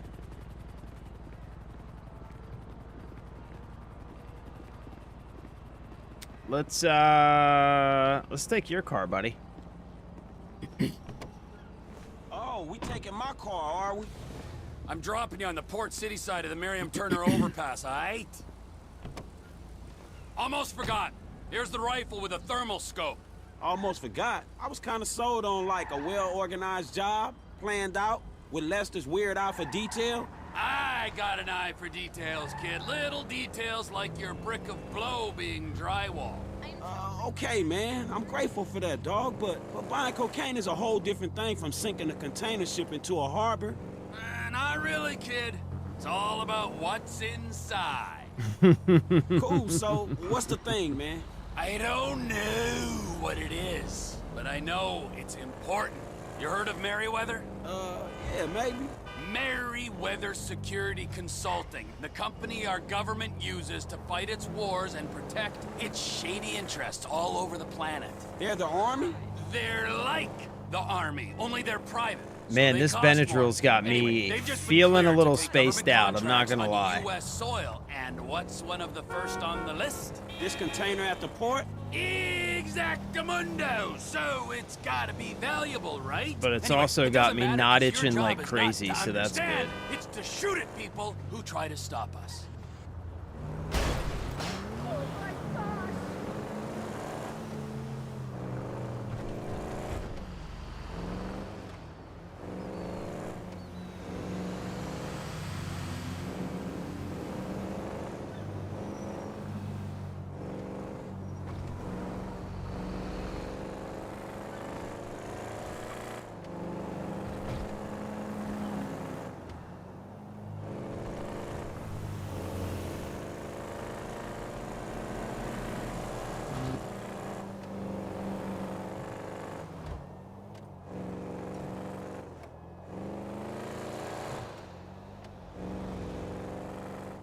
I'll stop the car in the median here. Get out, find your spot on the side of the bridge, and call Michael. Okay, man, right. sure. Here we go.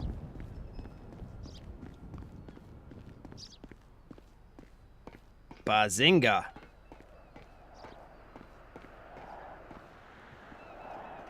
Don't get a DUI. Hey, dog, I'm Dude, in I'm position. telling you, Let me know man. when you're ready. I'm definitely feeling a bit spaced out, but it does help. Like, I'm also not All right, F, I'm going in position. crazy right now. Damn, that's a long way up. Like, So make still sure I a don't little run itchy, into any trouble when I but get there. Fucking Trevor. not going All right, insane. I got you, homie.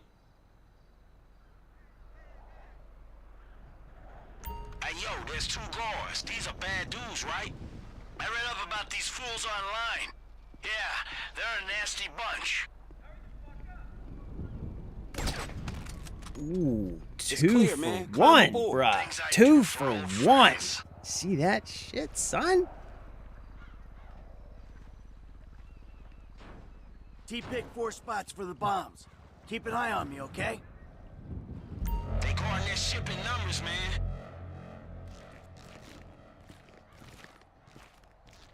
Plant the You first meant to set a bomb around there, ain't you? bomb on the pillar. On the pillar? Is that this? Is that... We got P-Comps at negative. All clear on deck. Plant a bomb on the pillar. What pillar? What are you talking about?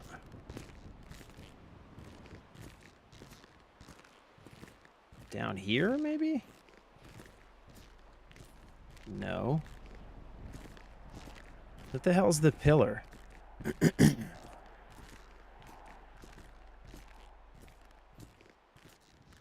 On this thing? No, it can't be this thing. I guess it's got to be this thing, right? First bomb is planted. Okay, it's and this armed. thing. I'm moving up to the next position. Hey, do this quick, man. I don't know how much backup they got below deck. I can do it quick or I can do it right, okay? Quiet as a mouse up here.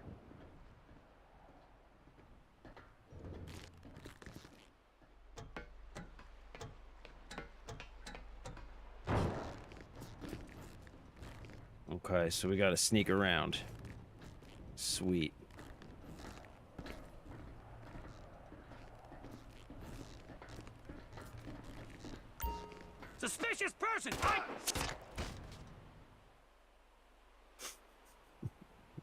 Thank God.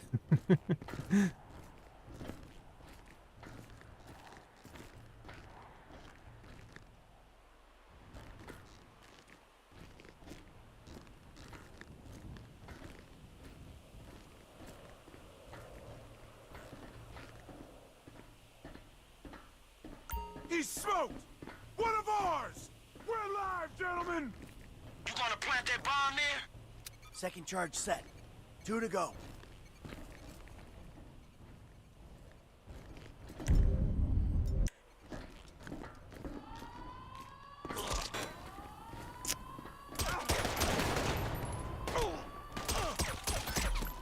Really? Really? Really? Really?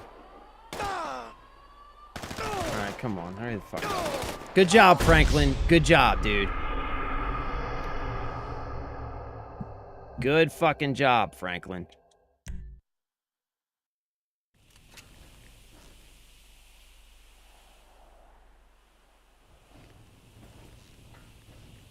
Hey, if this is Trevor's thing, why ain't he doing any of the wet work? Cuz, he's screwing around in a submarine. I don't know how we got roped into this shit.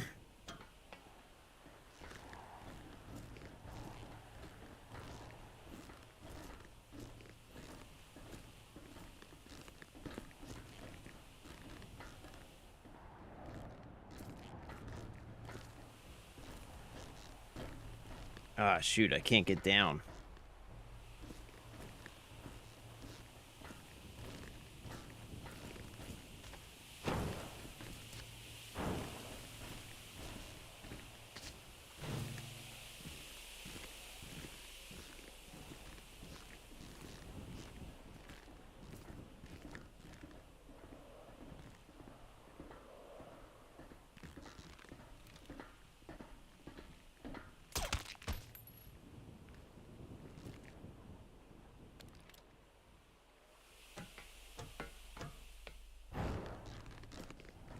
Alright, can I hide this dude somewhere? No.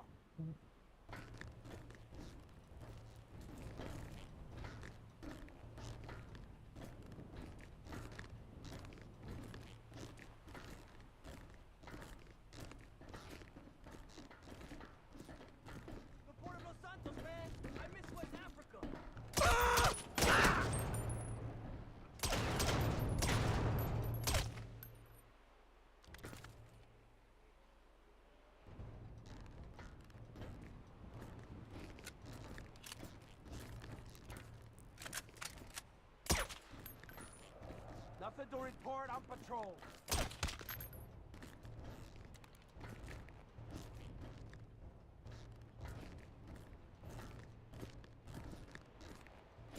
Like a fucking assassin, bro. There's a lookout on the balcony up there.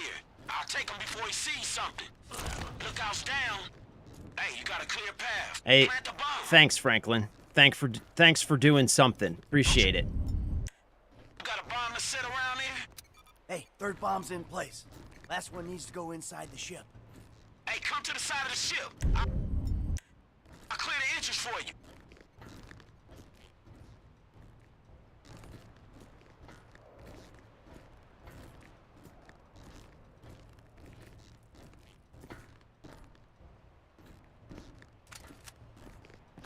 SB clear on deck. No SPs here.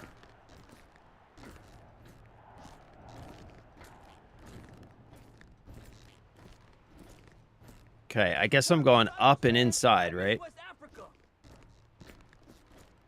Clear for EOs over here.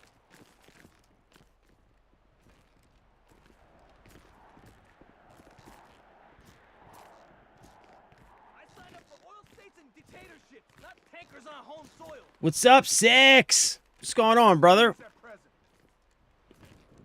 Happy Tuesday, my dude. We are stuck. We are totally can't walk through that pathway, I guess. That checks out. All right, here we go. GTA 5, ladies and gentlemen. Patrol has nothing to report. GTA 5. Hey, Franklin, I thought you were going to clear out the entrance or something, right? Weren't you supposed to do that for me, bud? EO clear. Nothing to report on patrol. This is a...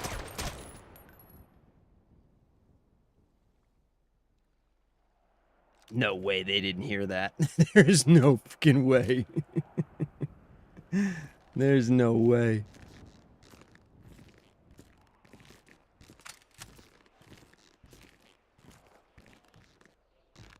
Okay, so I'm thinking I gotta go up. I'm supposed to get in. Sign up for oil states and dictatorships, not tankers on home soil. I'm supposed to get inside the ship, right? So I'm assuming go up this way, I guess. No chance of a cockpit over here. Maybe this door? Let's be clear on deck. No. Nope, of course not. So maybe that door down there? No SPs, no EOs, no nothing. Clear for EOs over here. Nope. Not that way. Okay, how the fraggle fucking rock am I supposed to get in this ship? The Port of Los Santos, man. I miss West Africa.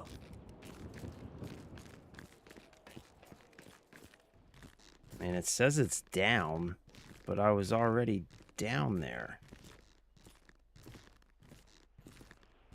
I signed up for oil states and dictatorships, not tankers on home soil.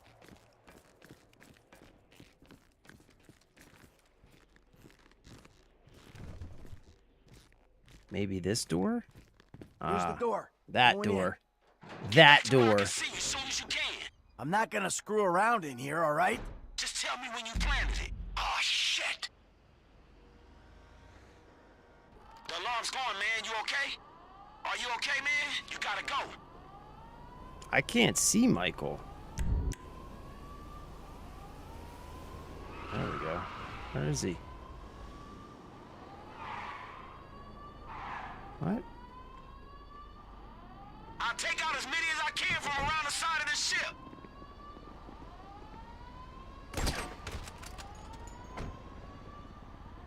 Bunch of guys in Port City, they caught me on the bridge, man. They coming for me hard, bro. Damn.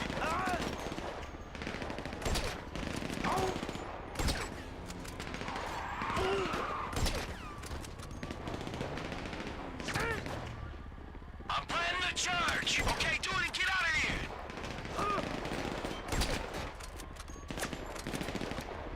Oh, come on. Damn it.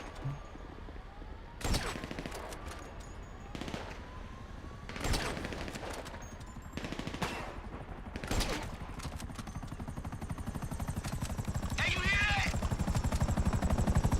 There's an attack chopper coming after me, dog. Damn, this is strong. Stay calm. Shoot it, you'll be fine. Second time I've been out with you a trip, and the second time I had one of these crazy choppers coming for me. I downed that chopper. Yeah, I know you can do it. These guys are gone. Okay, I'm coming out. Top deck. Soon as I'm clear, we blow the bombs. All right, go, man. I'll cover. I'm going down these stairs. Man, I could use my mouse right now. It is hard as balls to aim with this controller.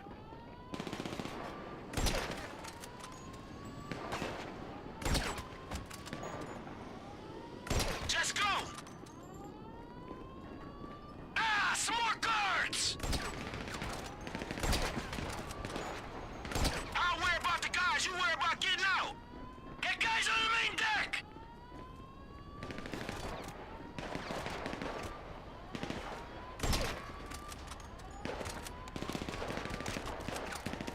It's clear. I'm making a run for the north side. This is it. Run, run. Whee! Shit, I'm clear. You can blow the charges. That's on your cell, man. Get away from the ship. They going up. Yeah, boy. Four. Yeah, boy. That's what I'm talking about.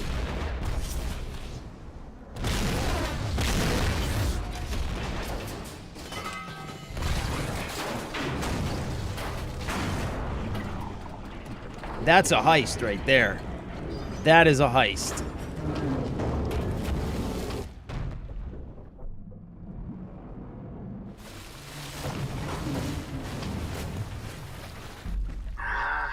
Back in that. Did you hear about the new protection consumer things going on in the UK and the stuff around GTA 6? No. No. What's going on in the UK?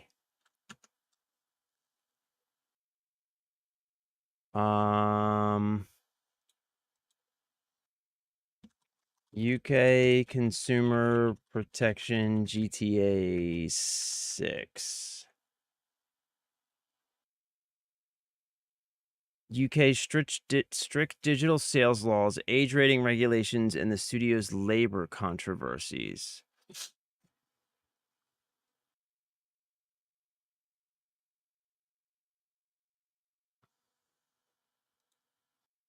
Millions of GTA 6 gamers given moral dilemma under UK. This was the 3rd of July. Under UK law exemption. It appears that GTA 6 players under the age of 16 will be exempt from the upcoming social media ban introduced by the Labor. Wait. It appears that GTA 6 players under the age of 16 will be exempt from the upcoming social media ban introduced by the Labour government in UK. So that's the ban that they just put in place that says, like, in the UK, anybody under the age of 16 years old cannot use social media, right? Isn't that what that is?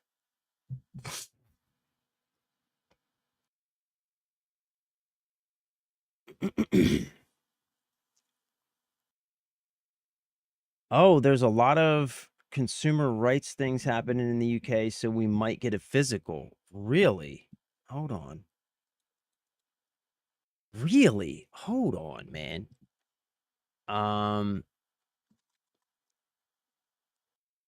UK consumer protection forcing GTA 6 physical? Yeah, bro, I haven't heard anything about this. UK consumer protection and competition laws are currently not forcing Rockstar Games to include physical discs in Grand Theft Auto 6 boxes. While there is a strong grassroots consumer campaign active in the UK, that's Stop Killing Games, advocating for, yeah, that's something different. The Code in a Box controversy. Rather than including actual optical media, Rockstar's physical edition for GTA 6 consists of a game case containing only a digital download code. We know that. Consumer discontent, retailer pushback, right? Okay. UK law and digital ownership. While the UK enacted the Digital Markets Competition and Consumers Act 2024, it does not legally force publishers to provide tangible copies. Government stance.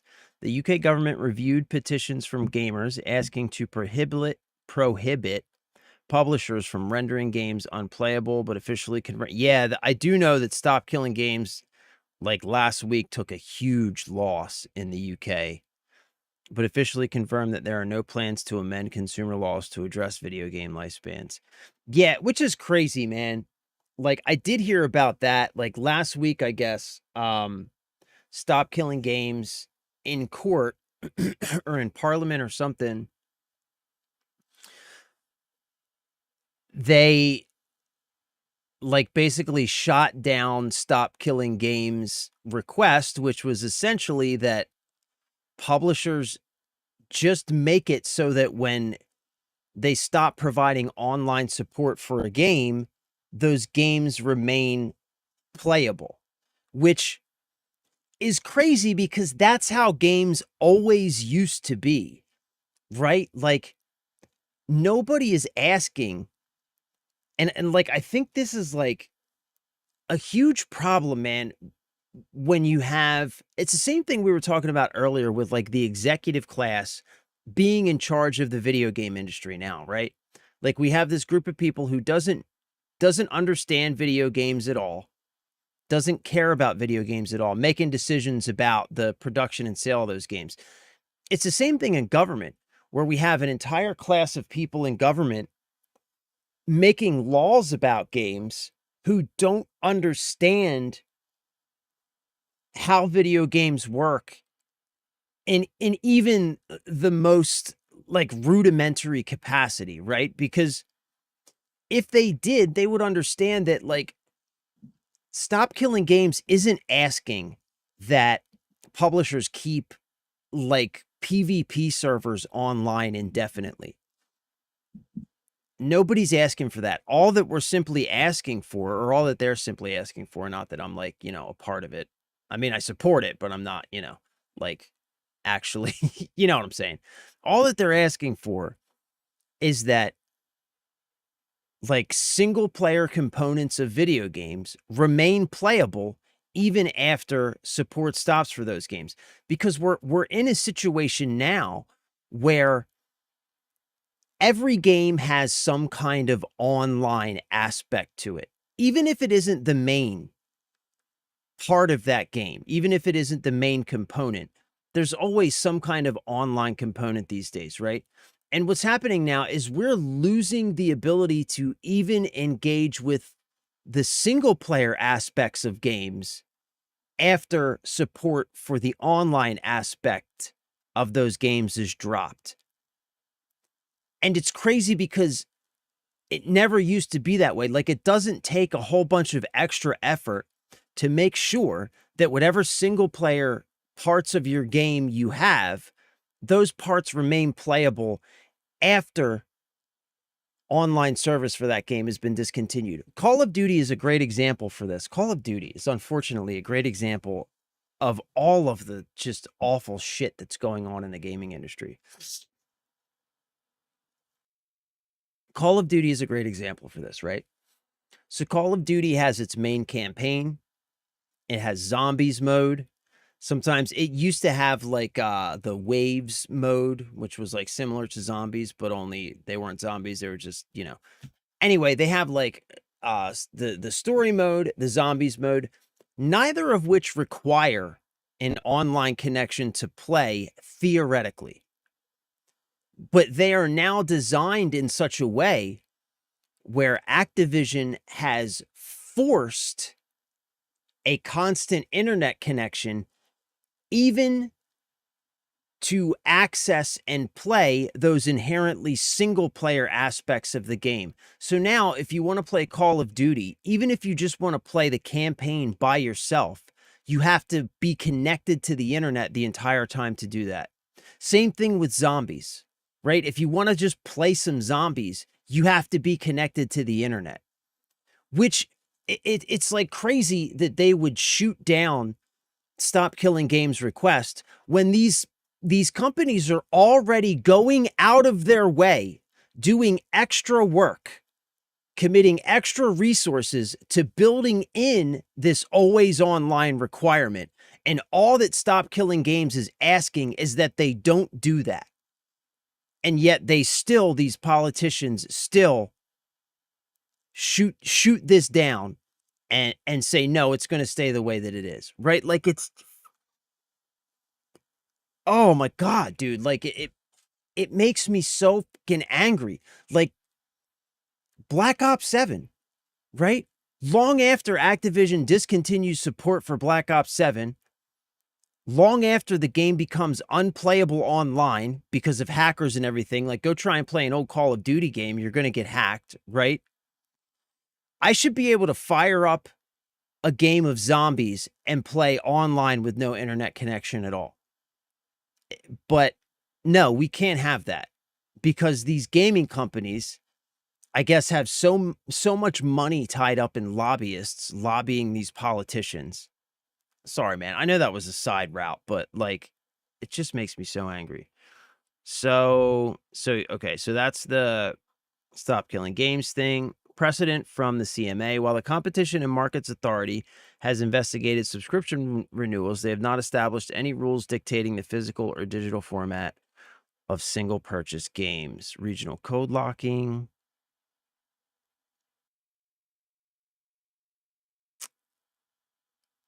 GTA 6 UK codes are country locked. I saw this. Retailers are refusing to sell GTA 6 physical. Yeah, bro, I'm not seeing anything. Hold on. Okay.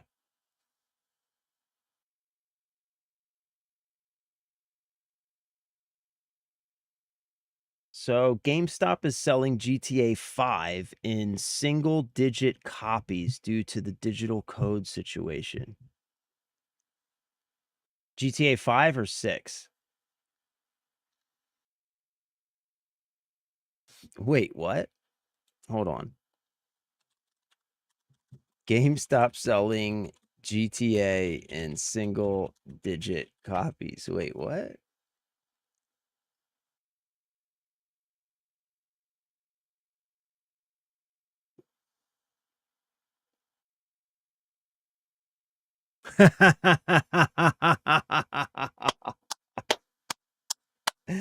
Yes. Yes. God damn it. Sometimes I love you people, man. You know, like sometimes this community just steps up and shows me, it just reminds me why I'm so proud to be a part of it. You know, GameStop is selling physical copies of GTA 6 at launch, but these quote unquote physical copies are essentially empty cases containing a digital download code rather than a playable disc. Because buyers are receiving codes instead of discs, pre-order numbers for physical editions at individual stores have been reportedly low, with some locations pulling in just single digits. You know, sometimes, man, sometimes I am just reminded why I'm so proud to be a gamer. You know, sometimes this community just reminds me why I'm so proud to be a part of it. And that's awesome. That's fucking awesome, dude.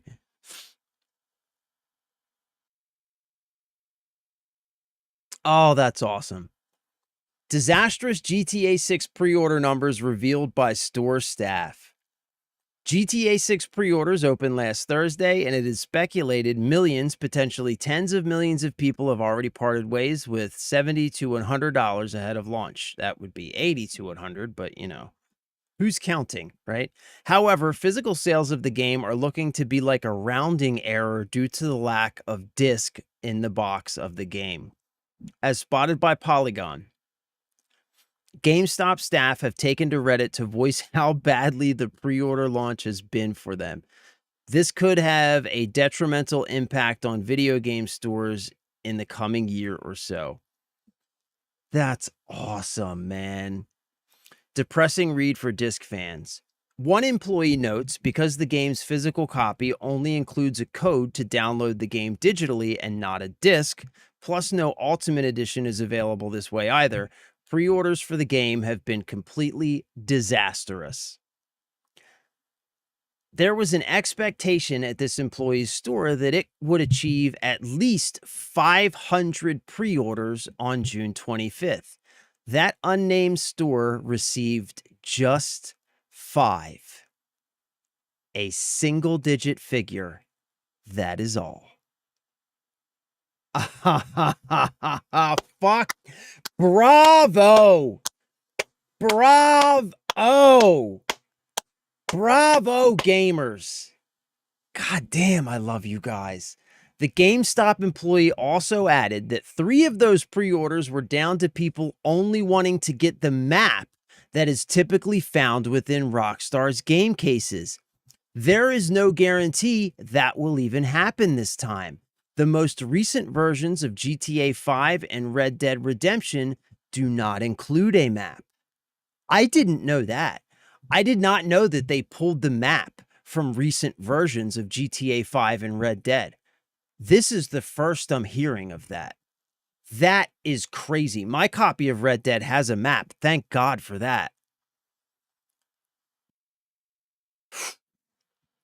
Other stores did fare better. There was a target of 200 pre-orders of Grand Theft Auto 6 for a few stores, according to replies on Reddit. One of those stores recorded just 11 copies, whereas another ended the day with 30.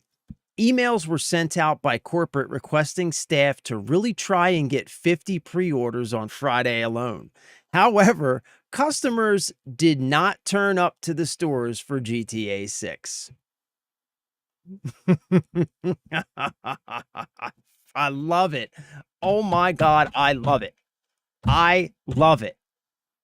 I love it. Hey, thank you, Six, bro. You're the GOAT, my dude. You are the GOAT for being here, for supporting, for hanging out, spending time with me. I love you, bro. Thank you. I do appreciate, though. I do appreciate it. I appreciate you. Thank you for that. Oh, man. All right. This is making me very happy. Let's read through the rest of this, because this is making my day. There are people that buy video games physically to trade them in later once they are done with them. Yeah. That is what allows people to purchase games at a much cheaper price point and allows the secondhand market to continue. There's a ton of typos in this article. Yeah, like that's such a huge, huge thing, man. The second-hand pre-owned buy-sell trade market for video games is so incredibly important, man. It's so important. Like, especially these days where games are so expensive and normal people like us, you know, just trying to pay the bills, we have so little disposable income now. You know, less now than ever in my life that I remember. Just as a society, in general, we are much poorer now than I ever remember it being in my life. And the secondhand buy-sell trade market, that's what allows people to play the newest games often. You know, GTA 6, the launch is a perfect example. Take in a couple Xbox games. Get your copy of GTA 6. It's $100, you know? You take in 4 or 5 games, and you could easily knock $30, $40 off that price. That's substantial. And they're completely eliminating that. The problem with Grand Theft Auto 6 not getting a disc copy means the price will remain high. Yep. The barrier to entry continues to rise with the recent console price increases, and Rockstar will earn far more money. On top of that, stores like GameStop that rely on the used games market and in-store pre-orders may face more store closures and mass layoffs, as if they haven't faced enough already. Remember the GameStop stonks thing where the freaking gaming community came together to help save a short on GameStop and keep the company afloat? Like, they're not going to be able to endure what's happening right now. In related news, Xbox revealed they've taken record pre-orders with GTA 6, plus one reliable leaker claims a disc copy is coming as early as December, but reports say otherwise. Yeah, one reliable leaker. That isn't a reliable leaker. It's one dude who submitted a support claim to Rockstar Support and got a response back that they misinterpreted to mean what they wanted it to mean. That's crazy. This website's crazy. This website's crazy. Anyway, that makes my day, man. That makes my day. Not for GameStop. It is a travesty for GameStop because I love GameStop. I support GameStop. I used to work at GameStop. I helped open one of our local GameStops, man. So GameStop holds a special place in my heart, you know? And it is definitely worrying what all of this is going to do to not only GameStop, but other physical brick and mortar game stores. So that part sucks. But just to see, man, just to see the community stepping up and putting our money where our mouths are, I couldn't be happier about it. I really couldn't be happier about it. I love it, man. I love it. That's awesome. That is phenomenal. Yeah, I know one thing though. You were mentioning the physical. Rockstar, they're going to do everything they can to avoid that. Because I think the thing that we all need to, I guess, kind of come to terms with, right? Just kind of accept as a reality is like we were talking about this earlier, right? The gaming industry now is it's a very different industry than the one that we often look back on and reminisce about, right? The gaming industry 20 years ago or so, 20, 30 years ago, but as recently as 20 years ago, the gaming industry was a very different industry because back then, many of these companies, publishers, developers that have now become like billion-dollar businesses that have been absorbed into trillion-dollar multinational conglomerates. A lot of these companies back then, when they started, when they created some of these franchises that have turned into the billion-dollar IPs that they are today, back in the day when they created them, they were often created by very small, scrappy, ragtag groups of people who were just passionate about gaming. You know, we talk about the golden years of Call of Duty. A company like Treyarch, back when they made the first Black Ops game, was a very different company from the one that they have now. It was a very small company. It was a company full of people who were really passionate about the games that they were making. People who played the games that they were making and wanted to make games that they themselves wanted to play, right?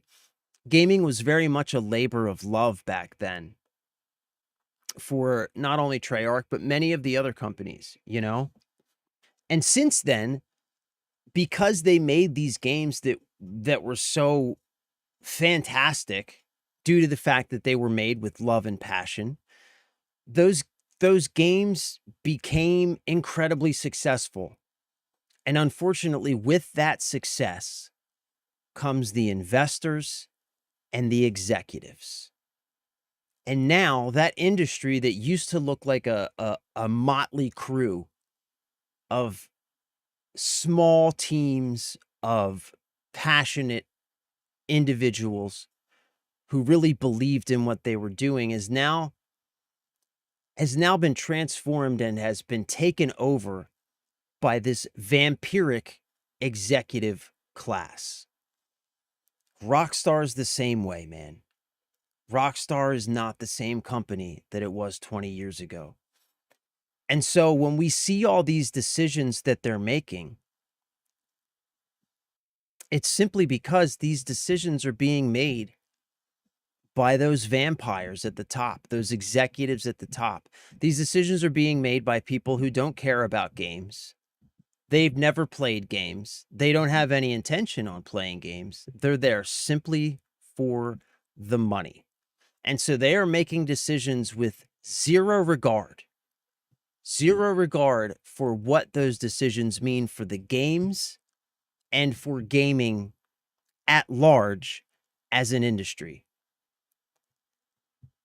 And so the games themselves are suffering because of it. And the gamers are getting a far inferior product because of it. So when you see Rockstar doing things like removing maps from their physical games, removing a physical copy entirely from their biggest release in history, like, we have to come to terms, I think, with the fact that these games are no longer being made with passion, with the end goal being an amazing experience. They're simply being made to siphon money out of your wallet.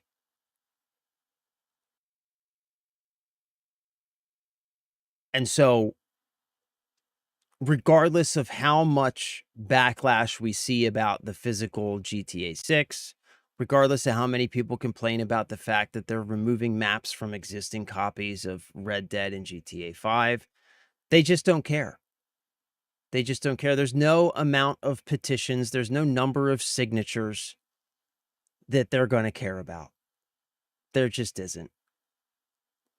they're just going to keep doing what they're doing, making the decisions that they're making until we stop buying the games. And I think GTA 6 is going to be a big wake-up call. I really do. For a lot of people. I really, really do. I'm sure it's going to be a perfectly fine game. But I have a feeling that at the end of the day, when everything shakes out and the dust settles,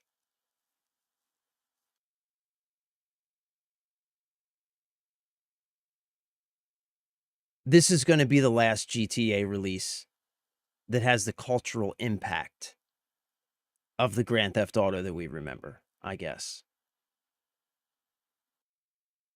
Yeah. I think so. I think so. I don't have high hopes that this is going to be like a groundbreaking game in any way whatsoever. I think it's going to be a perfectly serviceable open world game, and I think that's probably about it. Yoga, what is up? Welcome. Thanks for being here. Love you. Appreciate you. Good to see you. There may be an exclusive agreement between PlayStation and Grand Theft Auto regarding the digital release of the game. Yeah, there might be, as PlayStation's announcement followed closely after GTA. Yeah. Yeah. Yep. That's a really good observation. And we know that like Take-Two / Rockstar works very closely with Sony, right? I think they consider the PlayStation their biggest market. So, yeah, absolutely. There could be some grimy stuff happening behind the scenes there, I think. Yeah. I wouldn't be surprised at all. I really wouldn't. Why does my phone keep ringing? Stand by.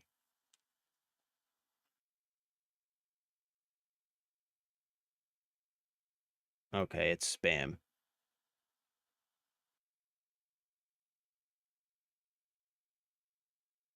It's spam.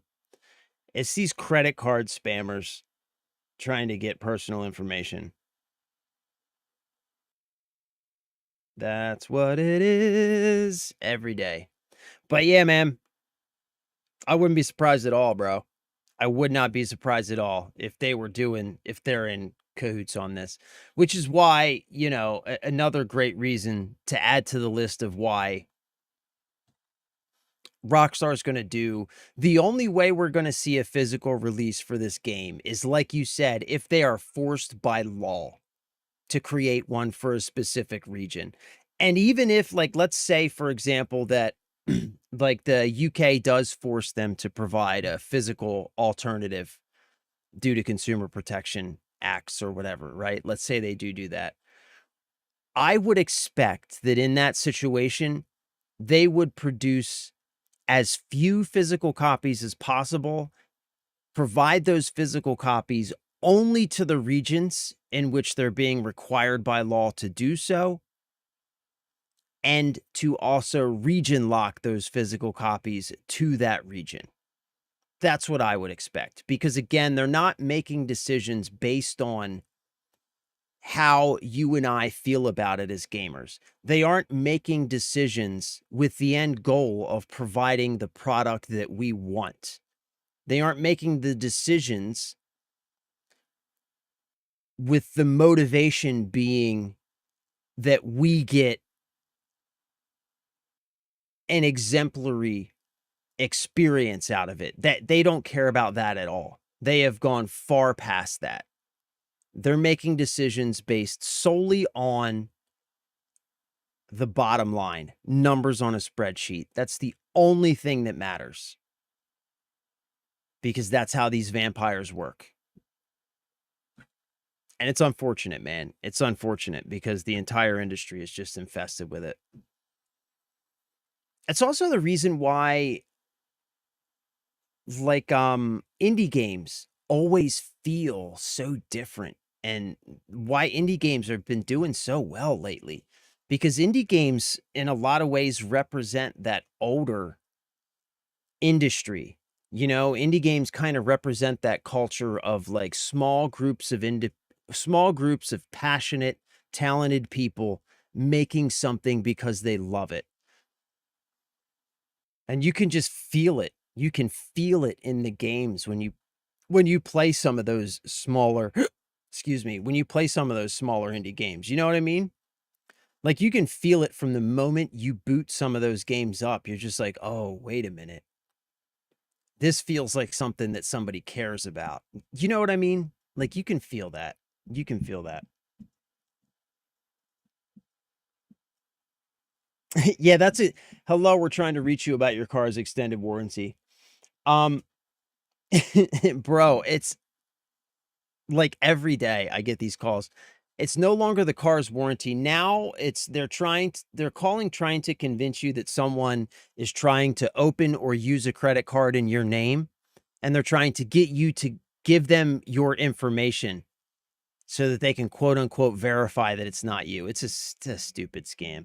Gypsy Cossack, I'm late, so get an Xbox or a PC.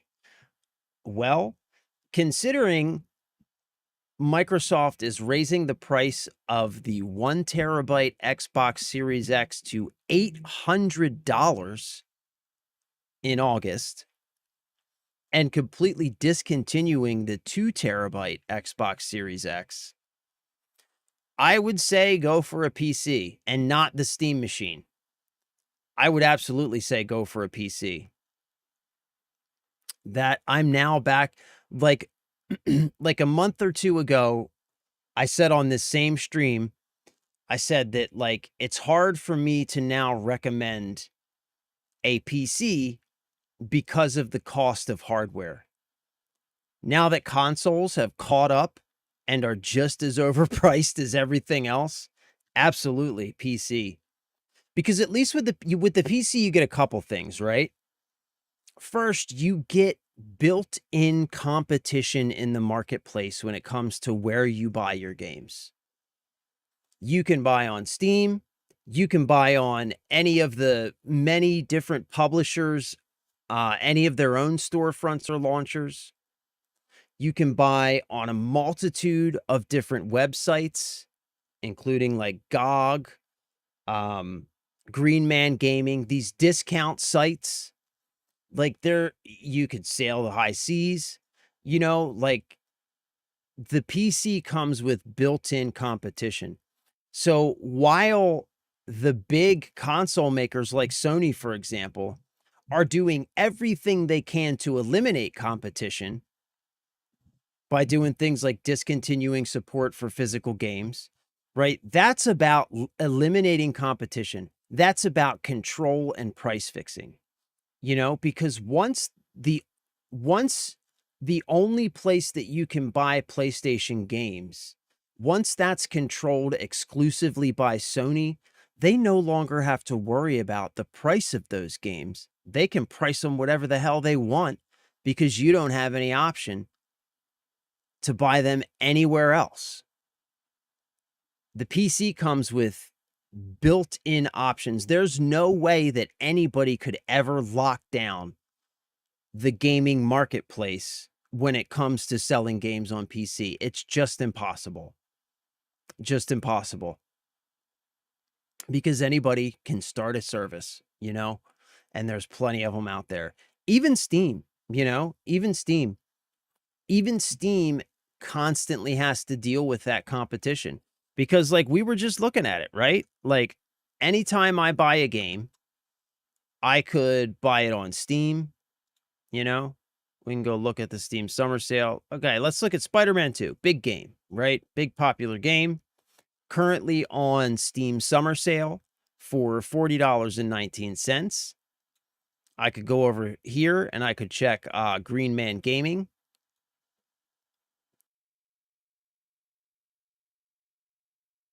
Spider-Man 2. Currently the same price on Green Man Gaming. Sometimes like games on Green Man will be cheaper. Sometimes they'll be cheaper on Steam, right? But you always have those options, and that's built into the PC ecosystem, into the PC marketplace. So yeah, I say PC. Not only that, but you get a much better experience. It just is what it is, right? Like, depending on the PC that you build, but like even even a like lower end PC can be upgraded over time. And in the long run, you always end up getting a much better experience on the PC, higher fidelity, much higher frame rates, you know, buttery smooth, higher graphic settings, like completely different tiers of graphic settings that you can access that aren't even accessible on a console. You know, like there's a huge difference between playing a game on a PC with decent specs, cranking up those graphic settings, and playing the same game on a console. It's way different, way different. Trust me, I've got my Xbox Series X over there and my PC here. The PC's the way to go, man. Like, it's just such a big difference in the quality of the experience. So yeah, I say go PC. I say go PC. For sure. Man, I'm freaking hungry, dude. I'm freaking hungry.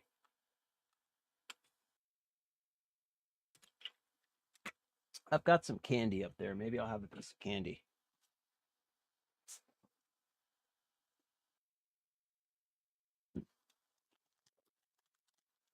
I love caramels, like Werther's Originals and stuff. I got these things, these Goats' caramel creams, the caramels with the cream in the center. These things are awful, dude. They're awful. They've like normally like caramel, a bag of caramel candies lasts me about 30 seconds. I've had these for like a couple of months now because they're so bad I don't even want to eat them. I'm just eating one now because I'm so damn hungry I can't help myself. I have to eat something.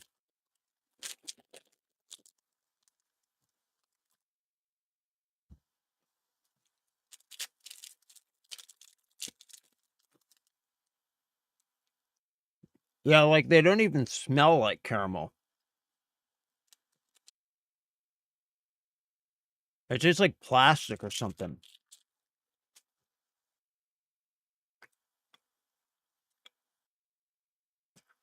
All right, we're in the middle of a heist. Let's go. Stinking water.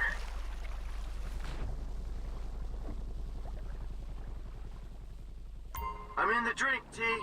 Where you at? Not far out, so you better find this thing quick. The scat-eater dive gear will be reading its signal. Okay. What sort of signal's it giving off?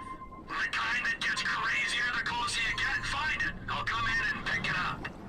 Hey, I'm still getting the hang of this diving thing. Any joy?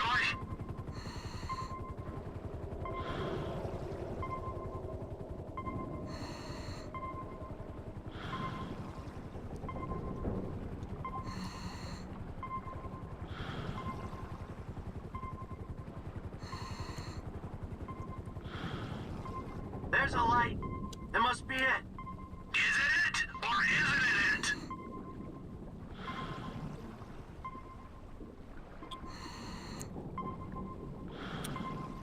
Yeah, it's it. I found it.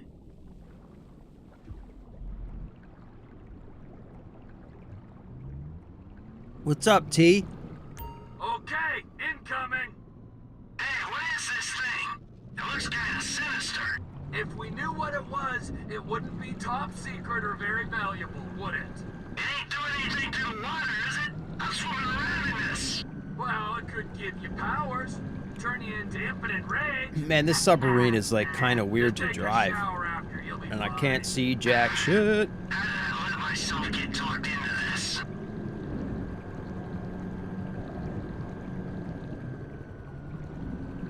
There it is. I'm grabbing it. Whoa! Be gentle with it, alright?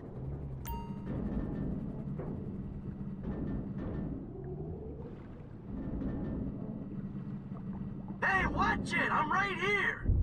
Oh! You wanna hump me with that thing? Got it. Back off! Got it. So, am I done down here? Yeah, you're done. Team's meeting. All right, where are we taking this bad boy? At Pier 400 for a debrief. Beers are on me. I'll stay for one. That's what you always say. Yeah, well, I mean it now. Floyd, come in. I got the package. Are you at the dock? Sir, yeah, I'm here. I heard gunshots and explosions. T-Big it together. I'll be there soon. Michael is like such an old man. He's like the grandpa of the group.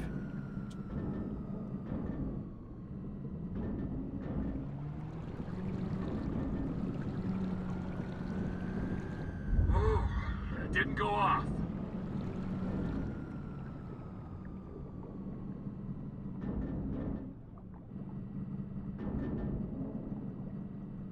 There we go.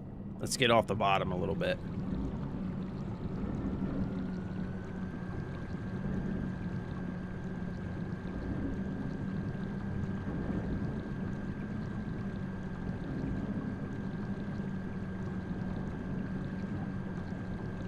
Floyd, I'm coming in. Get the crane ready. That's us. We got this.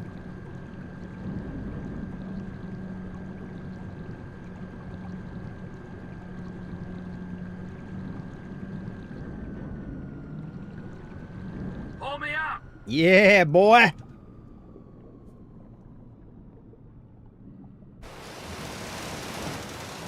What's up, Maria? Welcome. Happy Tuesday. Good to see you. Thanks for being here. What's up, Mr. Jeff? I'm starting to think we were playing Subnautica with how long you've been on this submarine mission. I know, like 5 days. Hey, is that I know, Rusty? man. What? I mean, what the fuck you doing here? I know. You should be in bed. Yes, I should be. I know. would be if certain known associates were busy making themselves. I enemies of the stream for state. like 4 hours and FIB, probably Merryweather, actually IA, play the you can game fuck for with them all 20 day minutes. long. But when you try and steal an experimental I super can't help weapon myself, and sell it man. to the Chinese, you and everyone you ever knew is gonna be fucked in the ass, you fucking chumps. Hold on, man. A super weapon? The Chinese? What? What you think is in there? I thought he talked to you. All right, man. So what now? Well, maybe I can organize to have it taken back and found amongst the wreckage. Whoa! Holy fuck, Lester Crest! Holding on and looking good, huh? Do you have any idea what you did here? Yeah? I pulled a score. What, are you jealous because you didn't get your 20%? That thing doesn't go back, then we will all end up on every watch list in the entire planet. Watch list? So fucking what? So they don't watch, they kill. Idiot, we'll all be dead within a week. Think! All right, listen. Take the truck, take a guy, do what you gotta do. Trevor? All loaded up. Trevor? Great. Then you and the patient can take it all back. Right fucking now!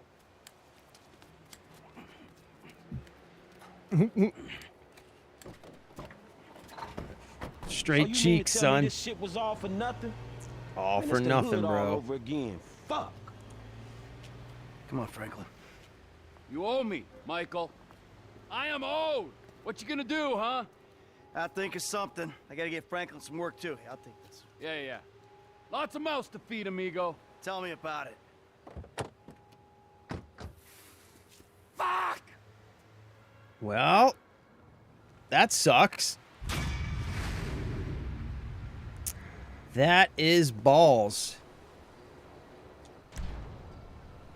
That is balls. What is this over here, man? This keeps popping up, and every time I go there, something else happens. Let's go see what this is. Shit, I gotta find a vehicle. I'm like here in the... Stuck in this harbor? Really? With no vehicle? Really? You really gonna do this to me, game?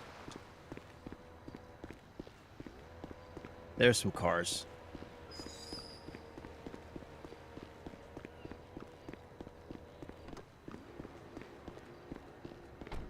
Oh, is that a security guard? Hey, buddy. Hey, fella. Hey, buddy. What you doing? Huh? What you doing? I don't hurt. Okay, what do we want? We got a Toyota Prius. Brother O'Neill. Fuck you, man. Looks like Whoa, another whoa, Toyota whoa. Prius. You're the guy stealing contracts. You burnt the farm, killed my brothers. You had too many brothers. They needed culling. You're fucking dead. Aren't we all? We live and we die. That's our curse. Hey, you want to expedite the situation? Come fucking find me. Vespucci Beach, Los Santos, you inbred hillbilly fuck. I'll be there, man. I don't know when, but I'll be there. Uh-oh. I hear a bad moon rising. I hear trouble on the run. Don't come around tonight, 'cause it's bound to take your life. There's a bad moon on the rise. Whoa.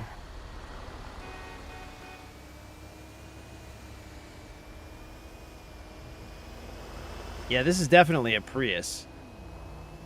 And I hate it.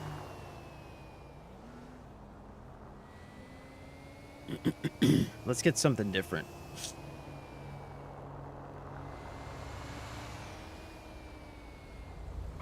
Oh, there we go. There we go, Camaro. Huh? Give me that. Get out of that thing, son.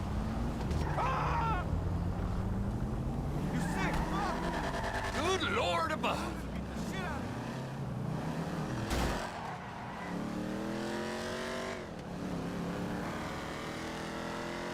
Give me that. Ooh, that's better. That's what I'm talking about. Give me combustion. Give me combustion engine. That electric crap, man.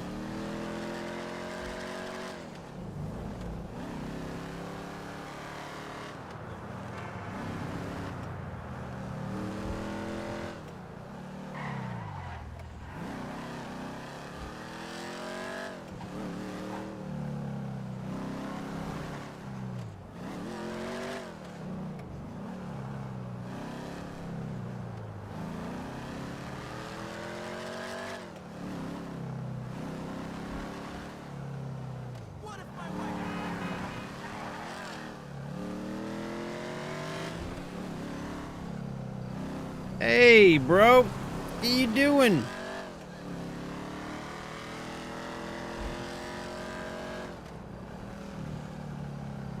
All right, what is this, man?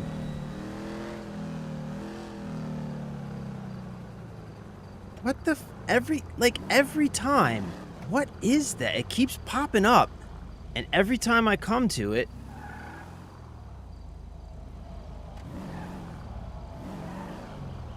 what is this? What the hell is this?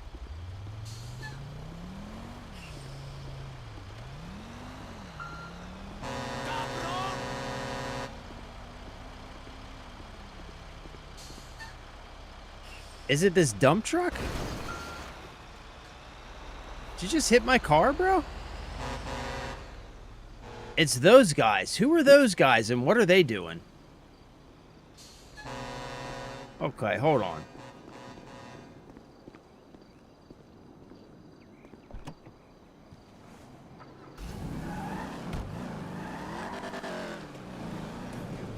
Okay.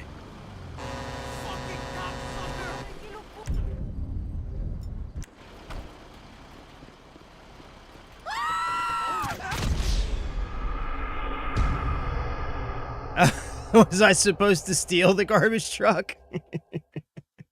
Shit. I didn't know that.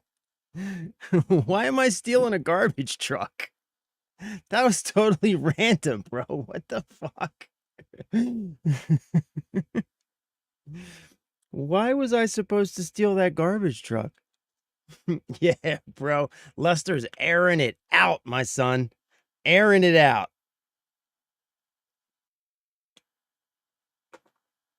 I am totally confused with this garbage truck situation, by the way.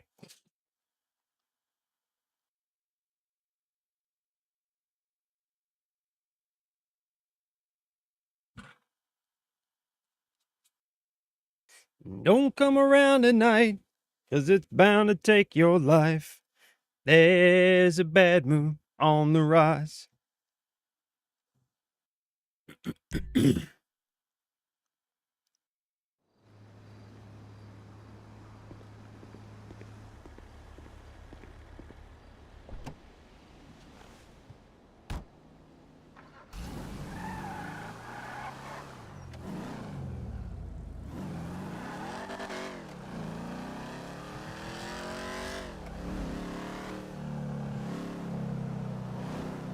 Oh, I have an idea. I have an idea.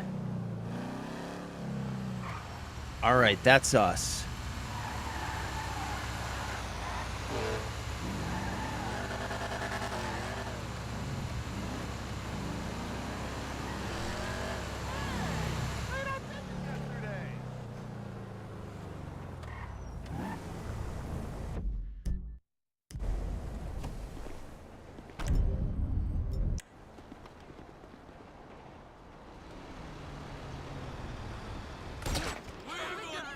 Oh my god.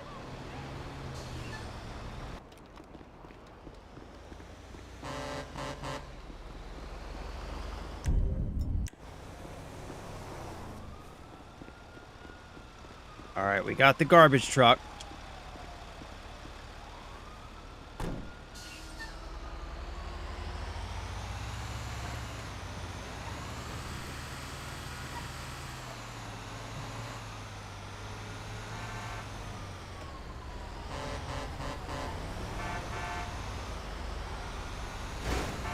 Okay, we got to get out of this neighborhood.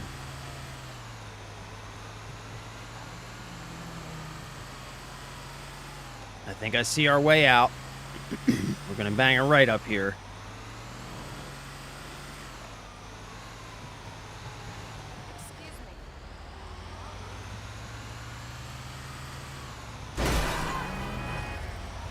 How did you not see me? Whoops. Shit. All right, we might be a little bit screwed. A little bit. Oh, we did it. We made it. Huh? Look at that. We got the garbage truck. I have no idea what we need it for, but we got it.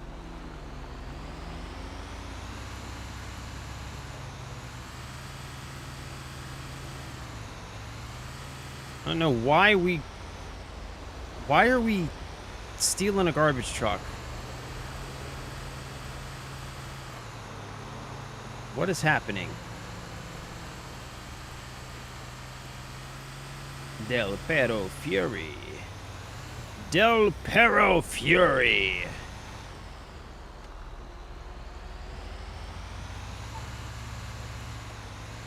No idea why we're taking this garbage truck.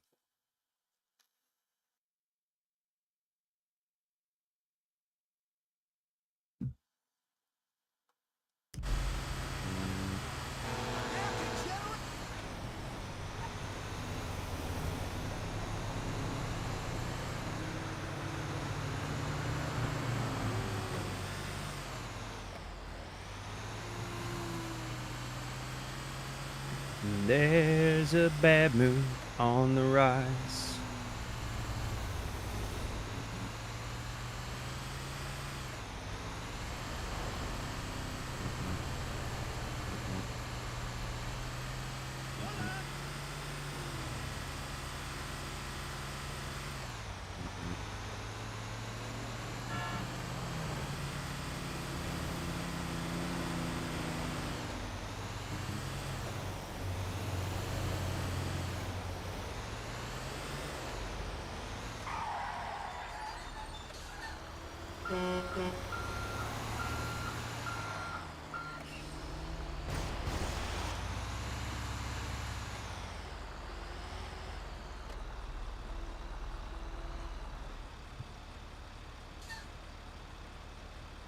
Okay.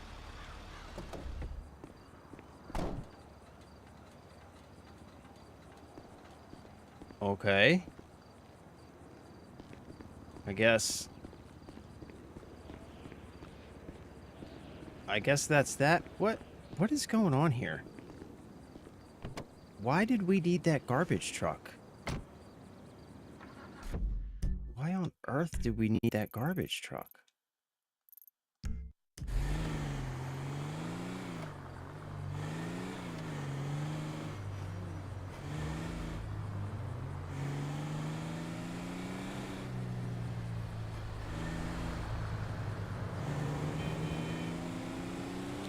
I don't know why we needed that garbage truck. That's weird. What the fuck? What was that, dude? What the hell was that?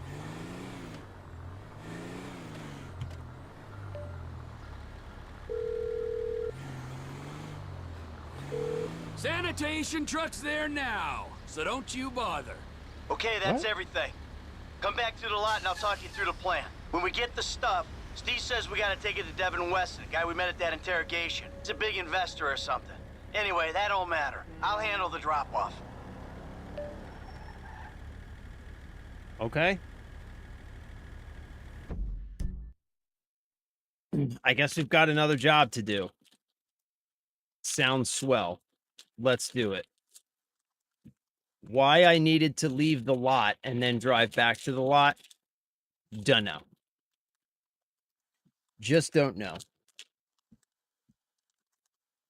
Not going to question it too much. Just going to roll with it.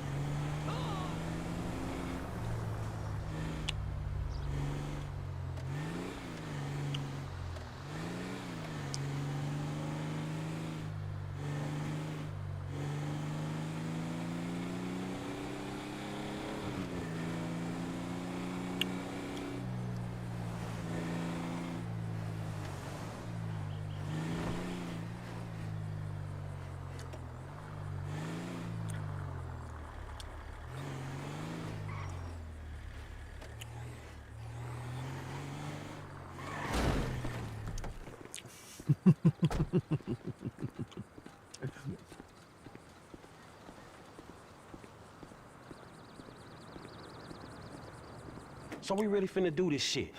We finna risk our lives to rob some motherfucking government killers again? Yep. Hey. All right. So, listen up. Here's the plan. All right, Trevor. Yeah. I want you in this position up here. Okay, you're on lookout. Give me a heads up when the armored car comes by. Okay, yeah. I'm gonna be right here, in the garbage truck blocking the roadway. Franklin, you're in the alley, in a tow truck. Hope is they pull right up in front of you. When they do, you come at them hard. Bam. Shit, here's hoping. Yeah, after the hit, we blast open the doors, grab up all the cash, bonds, whatever it is. I take it to Haynes' guy. It's all a little hopeful, homie. As long as I am not on the ground when the shit goes down. Okay? When the shit goes down, we'll handle it. You stay up here, on your post, eyes peeled. Yeah. Okay? We'll take the risk. Sound cool? Shit, truly professional, dawg. And at least we're not wearing clown outfits. There's a plus. Right. The masks. What? Let's see what we got here. Huh? Real professional.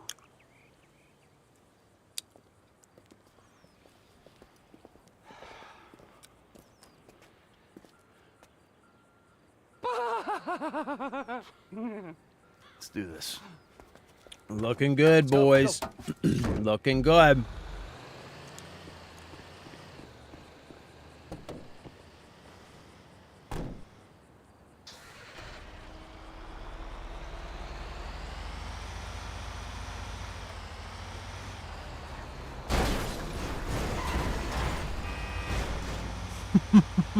Watch it.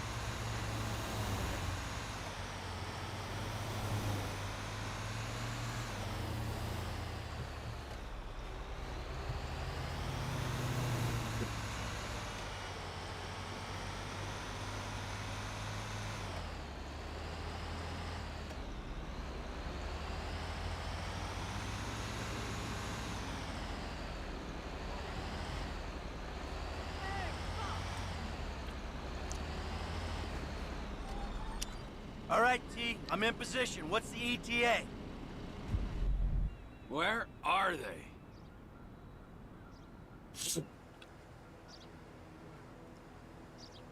I got a visual on the target. Should be with you any moment. All right, Mike, move it! Get the truck in position. Block both lanes of traffic.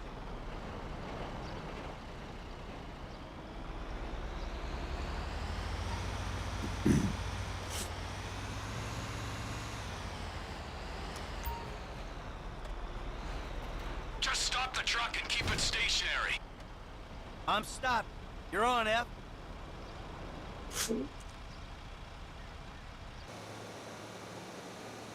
Sanitation aren't meant to be here today. Hey, man, I got these motherfuckers. Yeah, T, let's go. Yeah, boy. Woo! Boom! Come on, spit the sticky bomb. Okay, okay. Woo!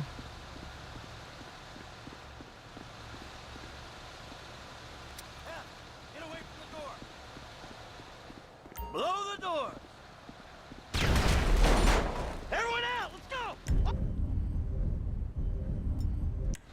On the ground now. Move it. My fucking ears! I'm fucking deaf, you complete prick! Clean out the van. I got the guards. The alarm's been tripped. The cops will be swarming here in 10 seconds. You better run! Shut the fuck up. Come on, good to go. Sounds like they coming in numbers, homie.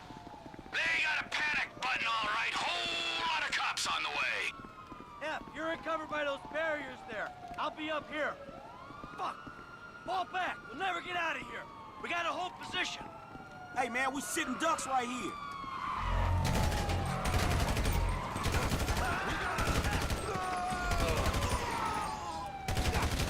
Hey, they coming from behind us, down the alleyway. Deal with those cops coming up the alley before they flank you. Grab some cover!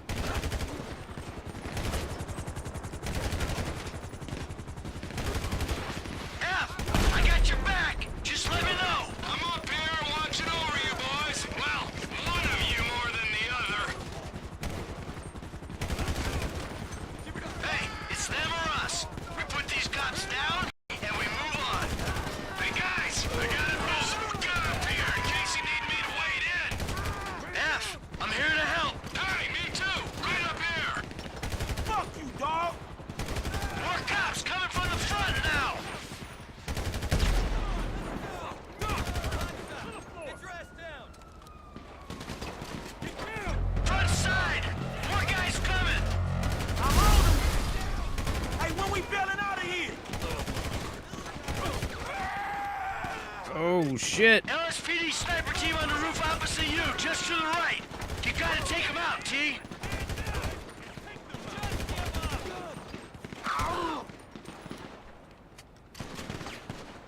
They up on that building, man, right there. Come on, T. If you don't deal with these snipers, they're gonna deal with me. Don't mind me! I see the snipers! I'll get rid of them! Got that What motherfucker. snipers? I see no snipers. I dropped that fucking cop. Am I fucking blind? What snipers?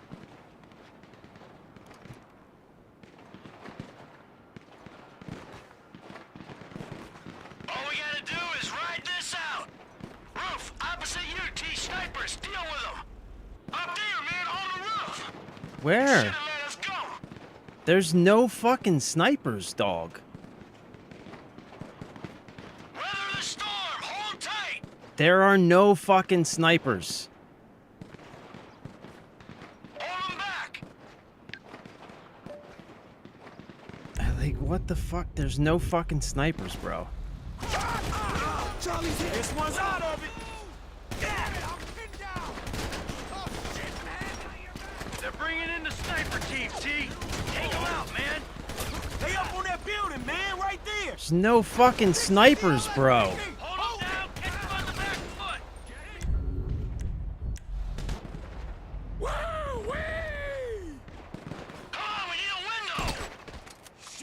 One is down. Yeah, that's some tight ass work, homie. You cold, my nigga. Snipers are gone. We're clear. Incoming! Left side! Nowhere to run.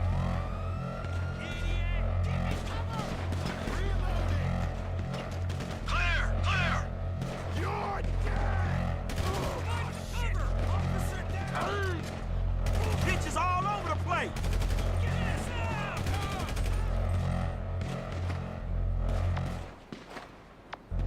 Keep them down!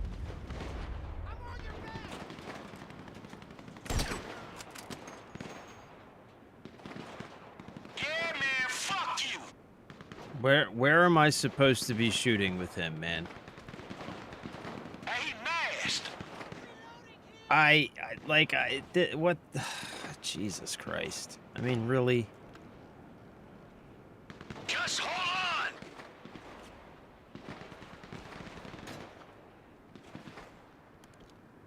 There's tons of these assholes! Hold them!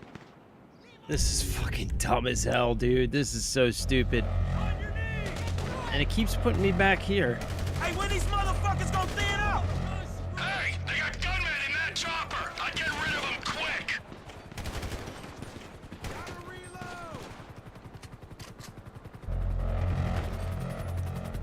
Why do they keep telling me to switch to Trevor? T, there's a sniper in the chopper. You gotta bring it down. They're thinning out. This could be our chance to go. Deliver the bonds. F, you dump the trash truck.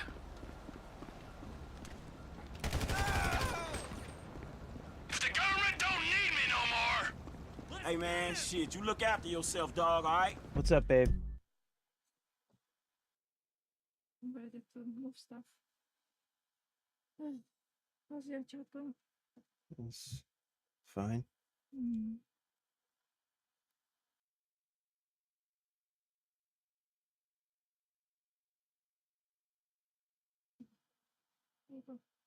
Hmm?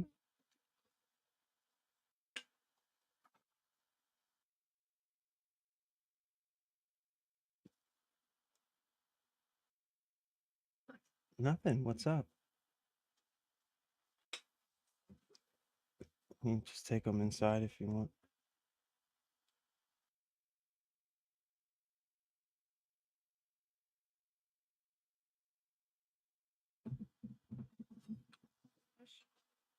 Huh? I've been taking lots of Benadryl and cream.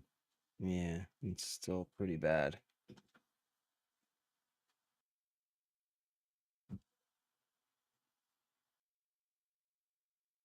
Cover!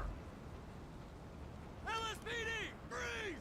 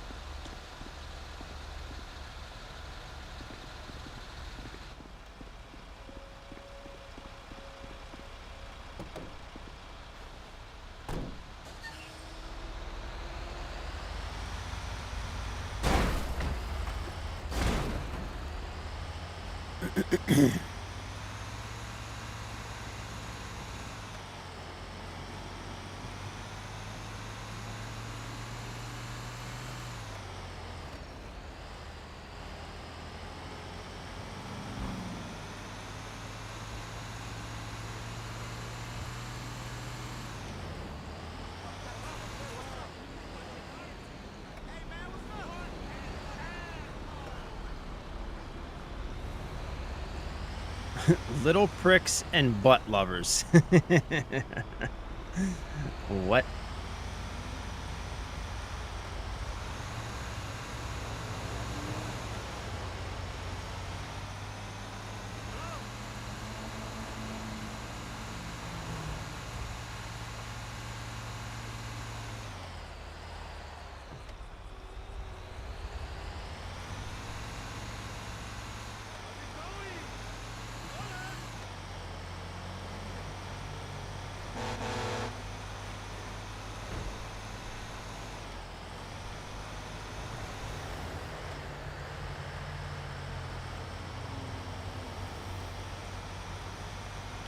Where are we going? Okay.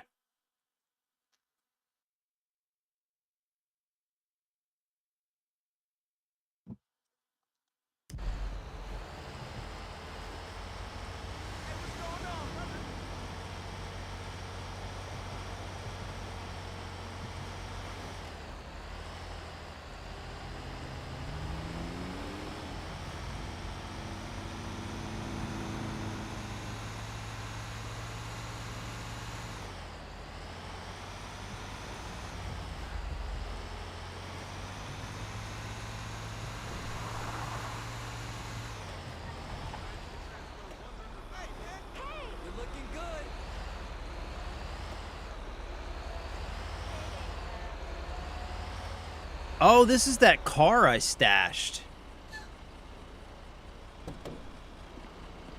I remember.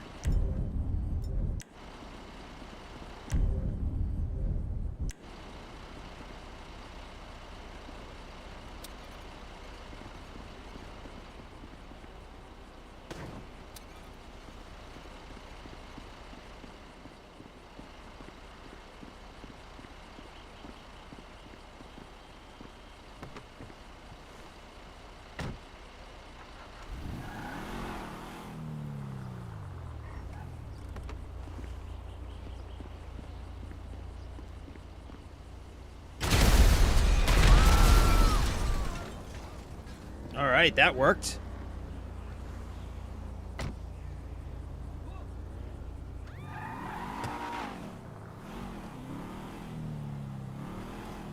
Ooh, this is a nice car. I forgot all about this. Yeah, this is the car I stashed in that parking lot like last week or whatever.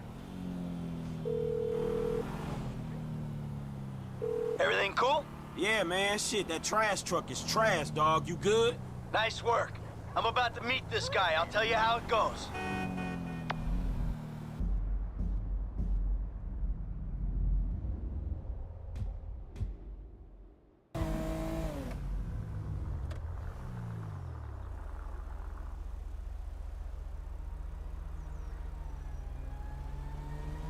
Gerson, thank you for the follow, bro. Appreciate you.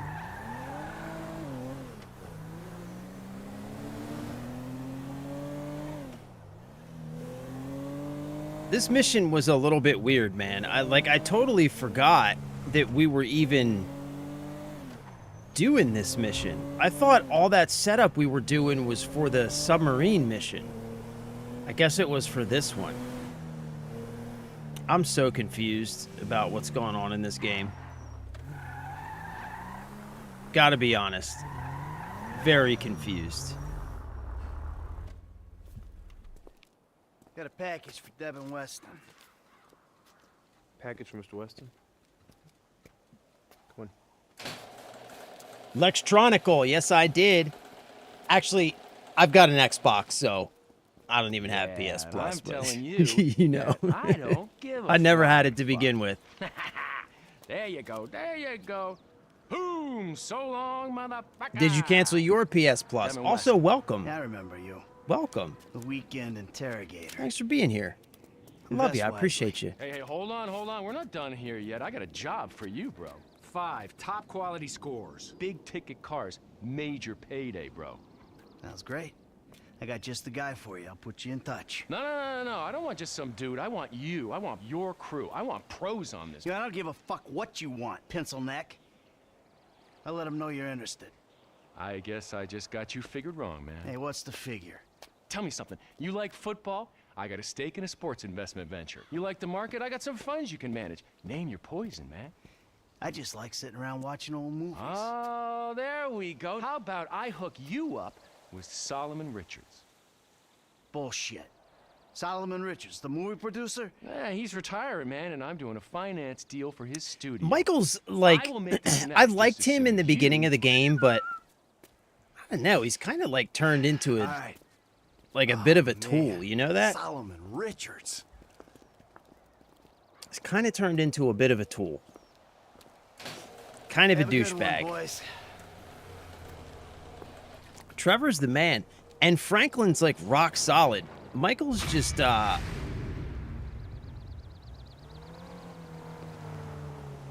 Michael's like always just kind of like bitching about stuff. You know what I mean? It feels like he's always just complaining about stuff. All right, Solomon. What's this? Devin. Let's go see Solomon first.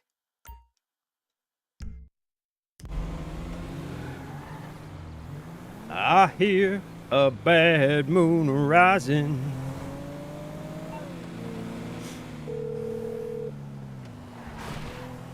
Hey, what up, Michael? Hey, man. Listen, I got an interesting opportunity for you. An acquaintance of Dave's. An FIB contact?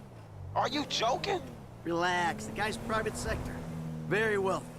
Could be lucrative. Why don't you meet him and see what you think? All right, yeah, I'll think about it. All right. Me and Trevor will be there, too. I promise you. It's a step up for you. A real opportunity. A real opportunity. Hey, it's a real freaking opportunity over here, you know what I mean? Got opportunities. Opportunities on opportunities. Freaking opportunities, bruh. Freaking opportunities. Shaboppity boopity. Shabippity boppity. Excuse me, why are you in my lane, potato chip? Why would you do that?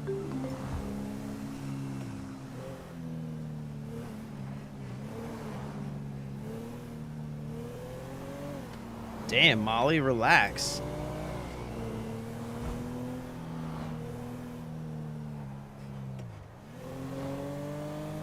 Shaboppity freaking boopity.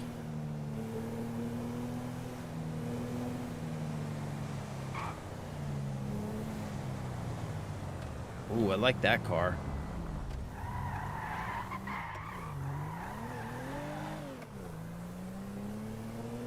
Ah, he's faster than me. What's this one, though?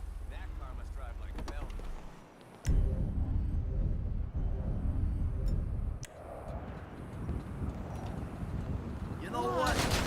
You're one nasty. Oh, I missed him. God damn it. God damn it. I can't aim for shit with this controller, man. Aiming in this game kind of pisses me off. Like, it always locks on to some random shit instead of what I actually want to aim at.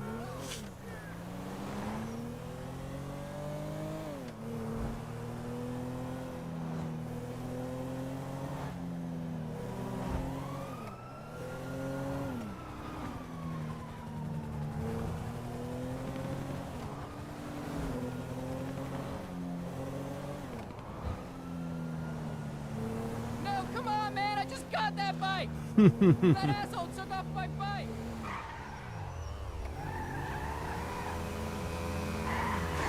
Oh, come on!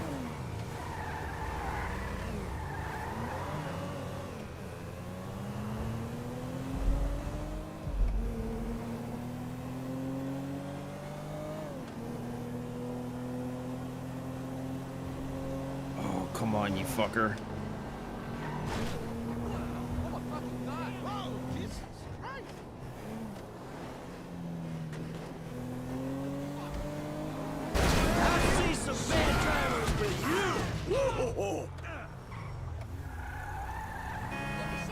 Oh shit!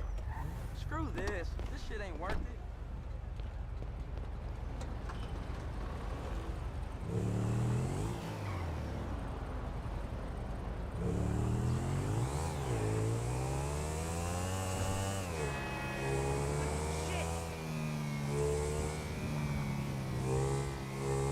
Doing my good Samaritan deed for the day.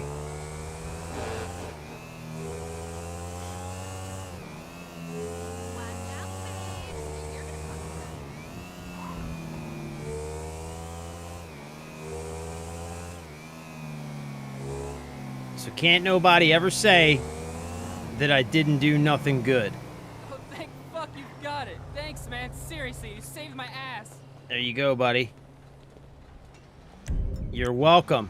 Oh, this is fucking awesome. Yep, you're welcome, buddy. I gotta pretend like I'm a good guy sometimes. Oh, Okay, now let's get us a car. What exactly is wrong with you? Damn. Come on, asshole! What the fuck? Fuck me. Alright, just give me this one, dude. Alright, let's go! Damn, sorry. Whatever, dude. There we go. I'll take this. Forgive me, sweetheart. Damn it. Jesus! Crap.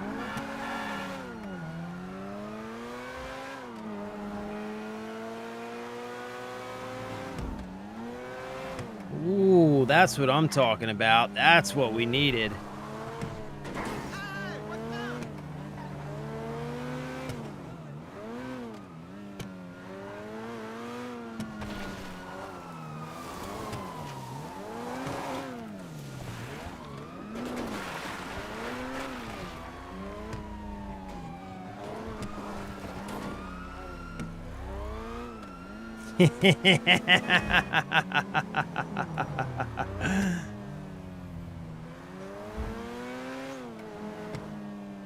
Yeah, we call that the old okey doke right there. That is the old okey doke. The oak and the doke.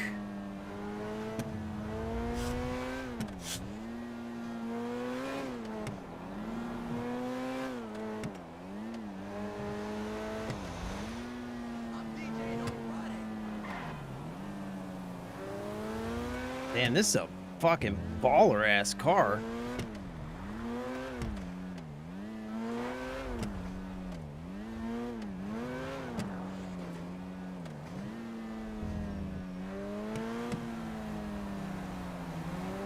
Ooh, I like that one too, though.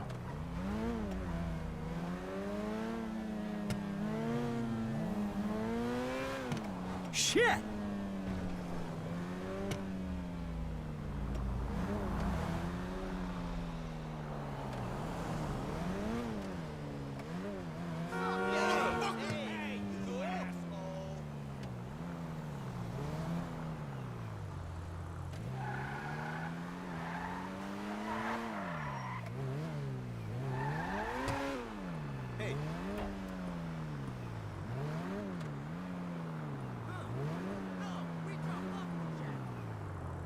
Hey, kid, I'll get you into the pictures. Get you into the pictures, kid. Get you into the pictures.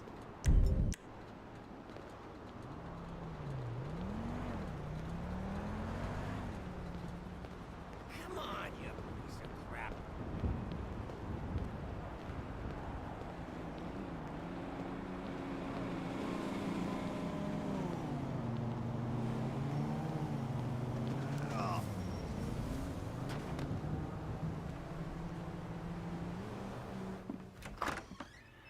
Hello. Come in, come in. Thanks. You must be Michael. Yeah. You know, I used to have 3 secretaries. Now I have to make my own coffee and give myself a happy ending. See, the ships are coming in, but the walls will hold us. Nelson in Naples. Pluto? I said Mars, you cocksucker! Shoulder of Orion. 2. Devin Weston said you were a fan. Huge fan. Tell me, Michael, Devin Weston, does he want you to bump me off? No, not at all. He said you were retiring but might need some help on a movie. Only assholes retire, Michael. Him and my son, they want to put me out to pasture so they can turn Only this assholes place into retire. condos or a theme park or something. But this place is a dream factory. Well, maybe they have different dreams. Some days, I don't blame them. You know, they always say, never work with children or animals. Well, I want to add to that list. Never work with directors or actors. This picture is gonna kill me. All right. So what's it about? It's perfect. Set in Liberty City. Meltdown. It's all being shot on green screen right out back there. We take a look at the financial crisis, and then we boil it all down into a really simplistic battle between two yuppies with lots of training montages. So what's the problem? Milton McElroy. I cast him in the second lead because he's cheap. Zero talent, incidentally. Well, he's got this new agent, Rocco Pelosi. He's been hassling us about renegotiating the deal. So now, he's holding up shooting until he gets paid. That sounds problematic. It would be if the director wanted to shoot. Anton Baudelaire. Ever heard of him? That doesn't surprise me. Now he's having a mental breakdown, pissing all over himself who knows where. All right. Looks like you got yourself that new assistant. But no happy endings. I love you already. Ah, we're in the pitches. We're in the pitches. Ooh, what do we got? We got a Corvette.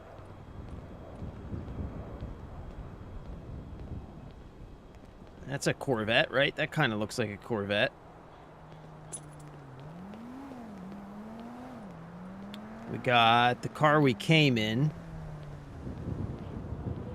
This is like some sort of Toyota or something, maybe. Like a Supra. This looks like a BMW. Hey, Solomon. I'm just doing that thing. Good, good. Now, I realized in my excitement, I forgot some details. Yeah, it seemed obvious. You want this Pelosi guy clipped. No, God, no. Is that an option? No. Bad idea, bad idea. No clipping anyone. Just teach him some manners. He's also in my director's ear as well, if you'd believe it. So teach this punk a lesson and bring the talent back to set. Ideally, in a more collaborative mood. I'll see what I can do. They all gonna be at the club? I'm told it isn't a club so much as a rat pit. Anton and Milton are supposed to be there, and Pelosi's on the way to pick them up. He's taking them to his lawyer to sign the contracts. So if he hears there's someone from the studio coming, he'll get him out fast. All right. I'll go in quiet. I'll see you on the set, boss. The Supra M3. Is that what it's supposed to be?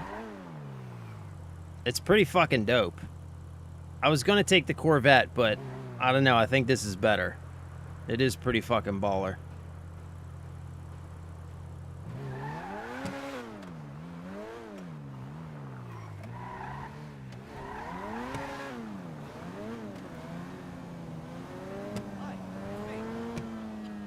Now, if I can avoid just turning it into scrap metal, we'll be in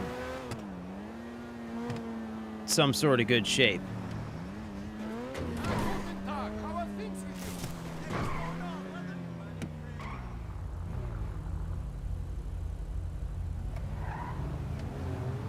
It's so nice, I don't want to hit anything with it. It's probably a problem for this game, huh?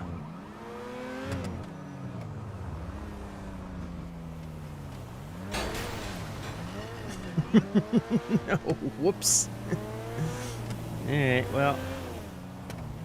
Guess they say the first scratch is always the worst. Yeah, this thing's fast as fuck, dude. Jesus.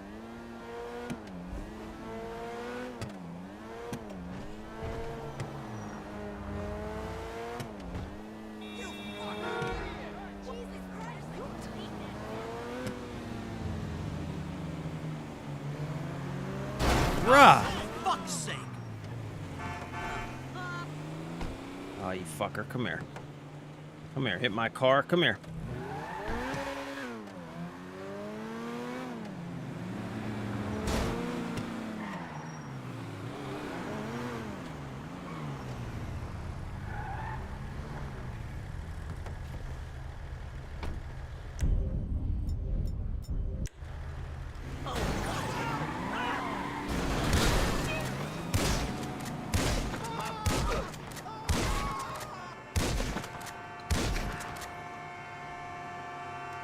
Don't hit the fucking car!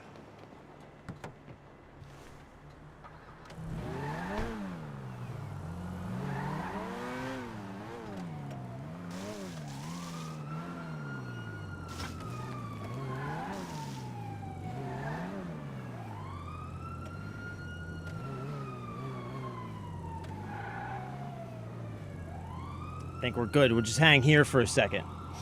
Reminds me of the BMW M3. Yeah, I thought the other one looked a lot like a BMW. A couple days ago, I looped the map a couple times in a cab. No hurry, no skip, just appreciating and remembering. I fucking feel that, bro. I feel that, man. That's what it's all about, dude. That's what it's all about, brother. We were talking... I hope they don't see me, because if they do, I'm fucked. Ah, they saw me. Damn it.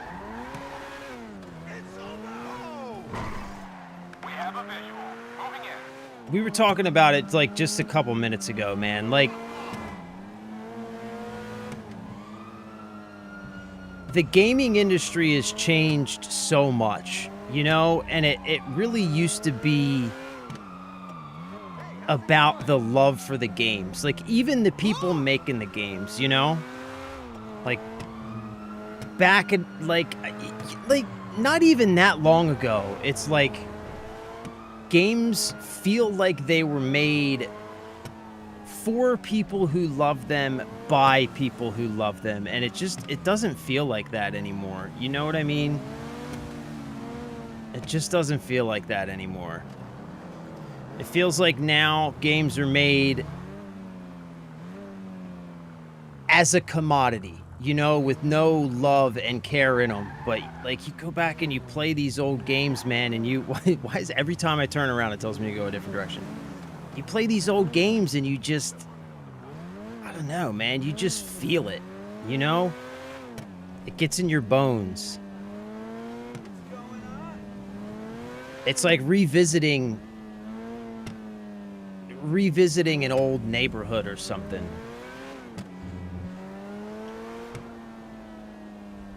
I don't know, man. I still, like, I have, I don't know, like, I'm sure GTA 6 is going to be great, and I'm super excited for it. But just judging by all of the stuff that Rockstar's been doing with the physical release and just like all the stuff swirling around about Rockstar and Sony right now, I don't know, man. I've got some apprehension, you know? I'm still super excited for the game, and I'm really hoping that it's going to be fantastic. I just hope that it's made with love and passion, you know?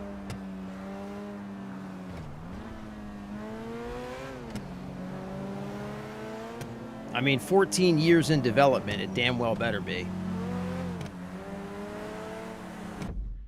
6 is going to be fire. They better not screw it up. I know, that's what I'm saying, bro. That's what I'm saying, man. Just don't screw it up, you know? Like, here's one thing I do know. Here's one thing I do know without question. Just seeing Vice City. Like, in that, you know, like, if you go to the GTA 6 website and, like, when they first released that big drone shot of the map, you know, it's like a really quick 10-second animation, and you scroll the website and you kind of, like, go through that little animation. Man, seeing that city, Vice City, it looks the way that I thought it looked back in, like, shit, when did the first Vice City come out, right? It was GTA 3, and then it was Vice City, right? I think it was GTA 3, Vice City, and then GTA 4, right? So whenever Vice City first came out, it's like, that's what I remember it being. It definitely was not that. This one actually, it looks like it just delivers on that Miami Vice, fucking alligators and like drug runners. Like, oh my God, man. Like, that's one thing I know, dude, is that Vice City, just that sandbox is going to be incredible. And I don't feel like there's anything they can do to screw that part up. All they have to do is get that city right. And based on everything that we've seen, it looks like they're getting it right. I mean, it just looks beautiful. Like, I cannot wait to explore that city, just to drive around in it. Everything else aside, story, everything else aside, just to drive around in that city, see the sights and just take in that aesthetic. So that much I know, you know, like that much I'm confident of. That's going to be awesome. The story and everything else, I have my fears about it. I'm not going to lie.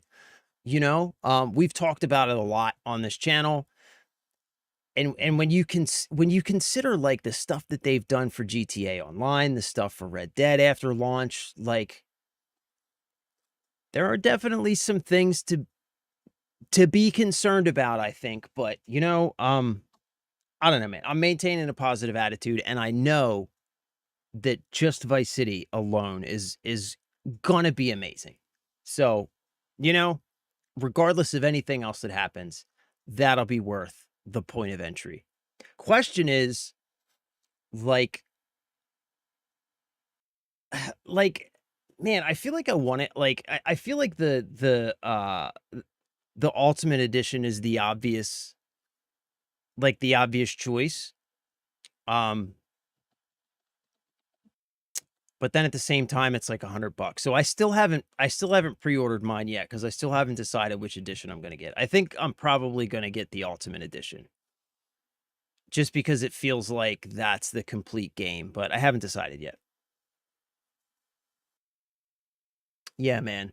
I hate to say it, but I agree. Gaming is about money now, not the games, and it's become tiring as fuck. I developed a connection with Nico. We all did. Yeah.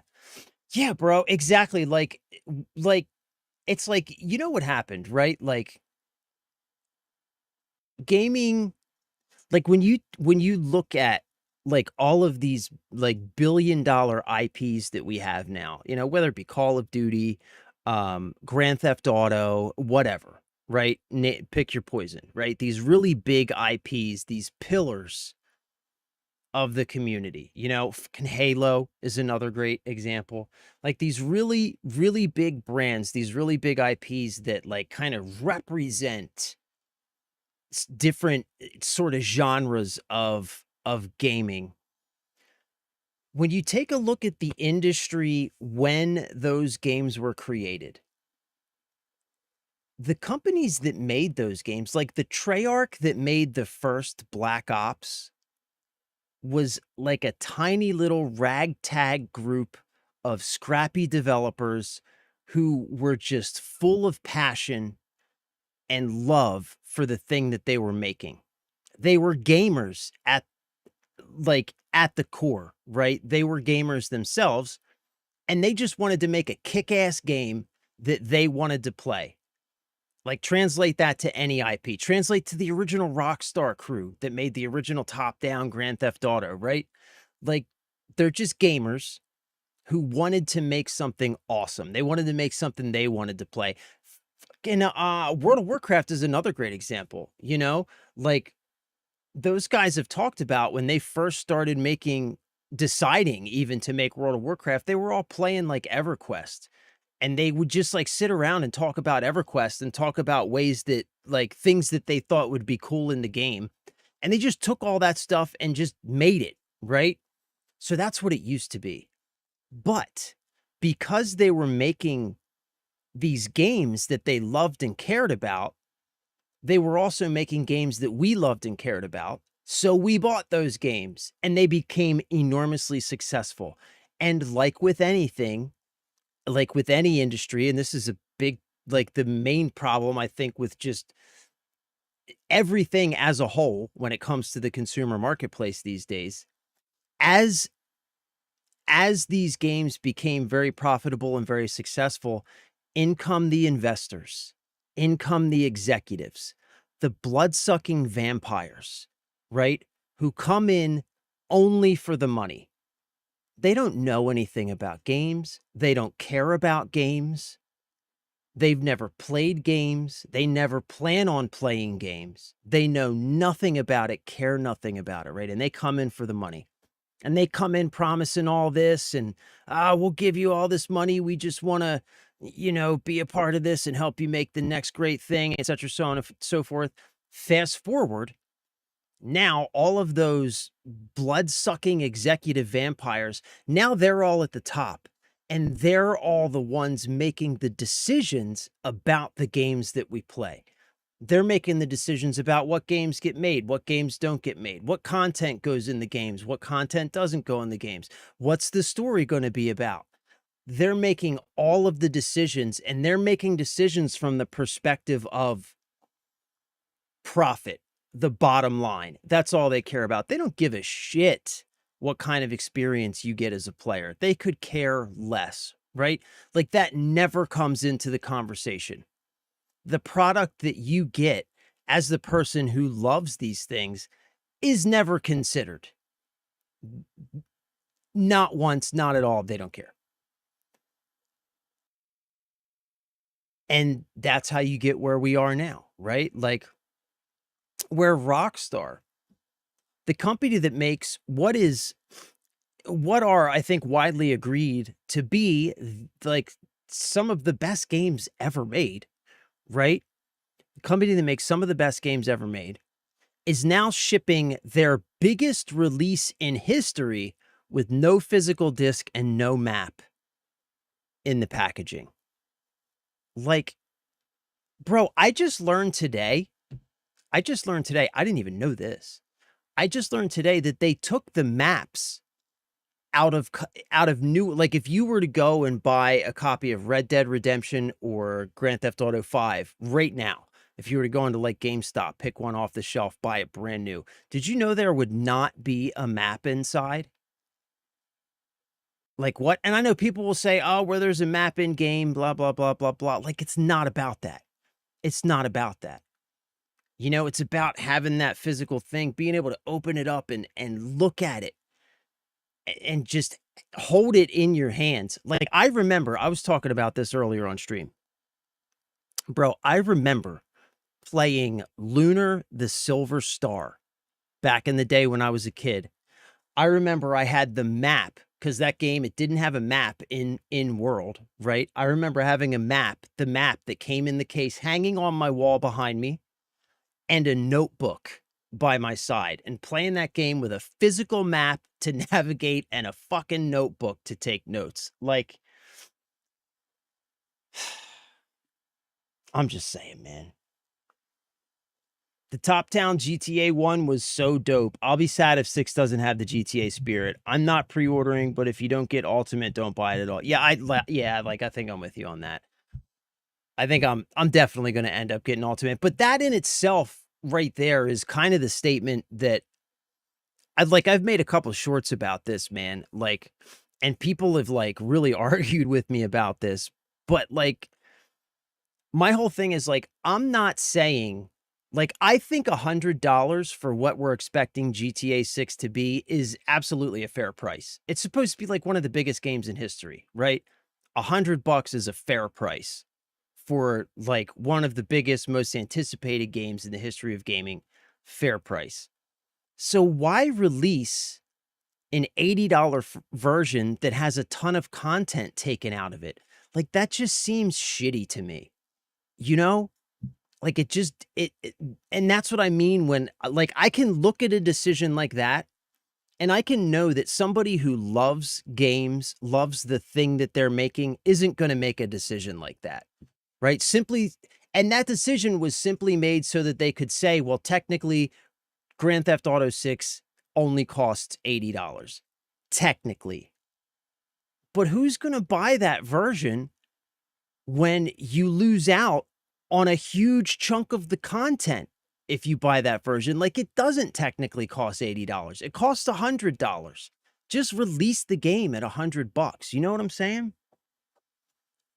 Corporate douchebags and their douchebag lawyers. Yeah, bro, you're right. Have ruined the entire planet and with all their loopholes in the name of profit. Yep, that's it. That's it right there. If I provide you a physical map in the case, how can I sell you DLC for your phone in the form of Google Maps? Oh my God, dude. I didn't even think of that. That would be crazy. That would be fucking crazy. But I mean, you're right, right? like you're right, because that is exactly the kind of thinking that's at the heart of this sort of decision making, which only goes to further prove that point that like these are decisions that are made by these vampires executives at the top, not by people who care about games, right? Because people who care about games are not going to even think like that, it just further proves that point, man. New app needed to install, new terms of service to approve, new way to collect info to push adverts. Yep. That's it, man. That's it. Behold the age of the internet. Yeah. I don't know, man. Again, I'm trying to stay positive, and I'm sure it's going to be good, Is it going to be as good as GTAs of the past? That one I don't know. That one I'm not so sure on. But Vice City, just being able to check out that city is going to be awesome. Because I very much prefer Vice City to Los Santos. Just in general, like that whole Miami vibe. I love that. What am I doing? Sitting in traffic. I think I'm going over here, right?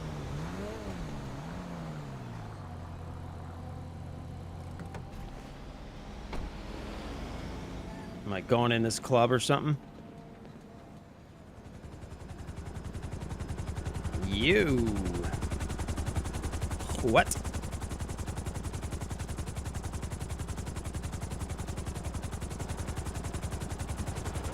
Hey, look, it's the very douchebags we were just talking about. How you like this space? It's gonna be an EDM paradise. There's gonna be sparklers stuck in bottles, implants, tramp stamps, all the real shit.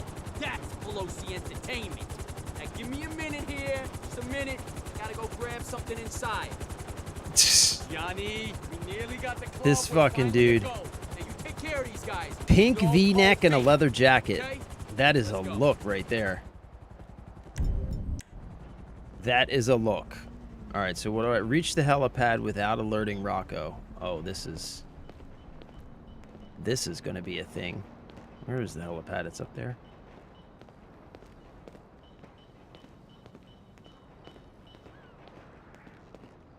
What the hell? What is this? Lady? Are you okay? Buddy? You okay, bud? What's going on with this guy?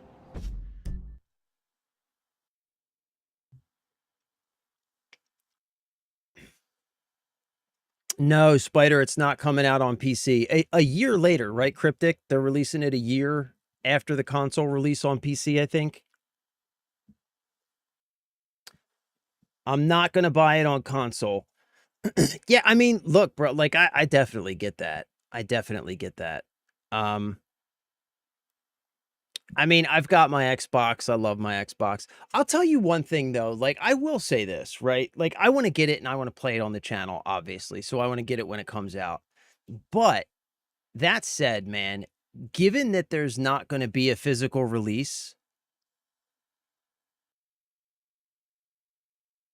given that there isn't going to be a physical release, if I, like, wasn't planning on playing it on the channel and wanting to, like, play it day one, I think that I probably would consider not getting it for the console as well.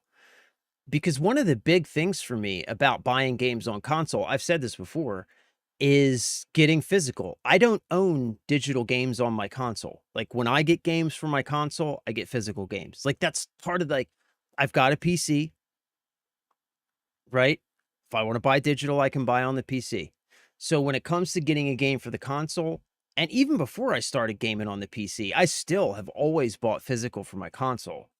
So yeah, like, if I wasn't getting it to play on the channel, then I probably would be in the same boat with you. I would just say, F it. I'll just wait. I'll play it a year after launch. because if I can't get a physical copy, what's the point in getting it for console, you know? When I could just wait a year and I could play it on the PC at like at least 60 to 120 frames per second, higher fidelity graphics, right? Like there's no point, you know? So yeah, I mean, I'm with you, bro. I'm with you. The main thing for me though is, like I said, I want to play it on the channel. So it's like, you know. Pride Parade, where's that monster truck? I know, yo, we were talking about this too, right? Like, I have no problem with that being in the game. Like, it's a part of, like, one thing about Grand Theft Auto, right, is it's always kind of been a reflection of pop culture. And that's a big part of pop culture these days, right? So it's like, okay, that makes sense. It's a part of the culture, put it in the game. But it better be fair game like everything else in the game. It better be part of the sandbox, and it better not be like treated like some sacred cow and protected by barriers and invisible walls that we can't get through. And I'm afraid that it will be. I'm afraid it's going to be like something that you can't touch and you can't mess with. That's just like there, like background dressing or something that you can't interact with in any way. And if that's the case, then that'll be like the confirmation that the Rockstar that we know and love is long gone. You know what I mean? What is it? Dan Houser or whatever? It's Dan Houser, right? The lead writer. He ended up leaving after they made him rewrite the story like 3 times for GTA 6. After the 3rd time they told him that he couldn't do the story that he submitted, that's finally when he left. So that tells me something, right? If they're turning down his stories and he eventually gets so frustrated he just leaves, like that says something, man. You know? That's a clue.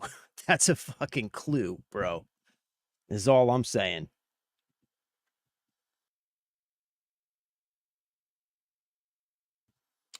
Yeah, but by that point, everyone else will have all the upgrades and whatever, the story will be posted all over the internet. Yeah, that's true. I mean, yeah, but like, you know, I'm okay with that. They haven't confirmed exact date. Oh, okay. I thought it was like a year later. It's expected to be a year. Oh, okay. Because of how Sony has contracted others with its console exclusives first. Okay. Okay. Gotcha. So it hasn't been confirmed. If I was a guessing man, I'd say soon as online is announced, PC will shortly follow, maybe 1 to 2 months after. Yeah. Yeah, I'd take that bet too.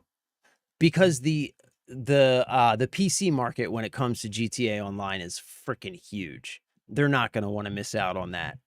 That's for sure. Yeah, I would take that bet too. Alas, I'm but a console peasant playing upon the PS5 disc. I have 30 plus discs and too many digital. Yeah, I mean, look, bro, like, I'm not saying there's anything wrong with buying digital on your console. I've just always gone, like, you know, I'm an unk, man. I'm used to physical media. But like, after seeing what they did, I'll say this much, man. After seeing what they just did with the PS3 and the PS Vita stores and those movies that they removed from people's accounts, it just reaffirms for me why I buy digital games. You know what I mean? It just reaffirms for me why, because they can't be taken away from me. That's the thing I worry about with digital, especially with a company like Sony. You know, you can't trust them.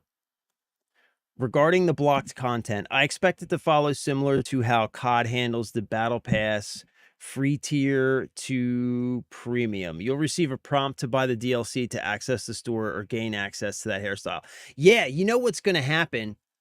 I think you talked about this. You were saying that like when you're driving around the game, like all those premium stores, they'll be all lit up with signage and everything. And you'll like drive up to it and attempt to walk in there. And exactly, it'll pop up a prompt and be like, oh, You need to pay another $20 if you want to go in this store and shop. And it's going to be like this thing that's in your face constantly, reminding you that you didn't spend that extra $20, which is just grimy. Just grimy. Yeah, the Activision FOMO play. Yep. Yep, that's what it is. That is what it is.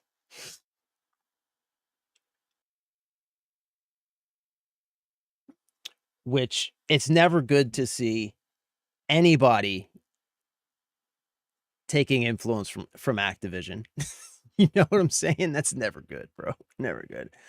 I don't trust the digital stuff, and I got straight burnt on Indiana Jones. It's just another movie that you're sort of in control of. $80 wasted. I actually liked Indiana Jones, dude. I did.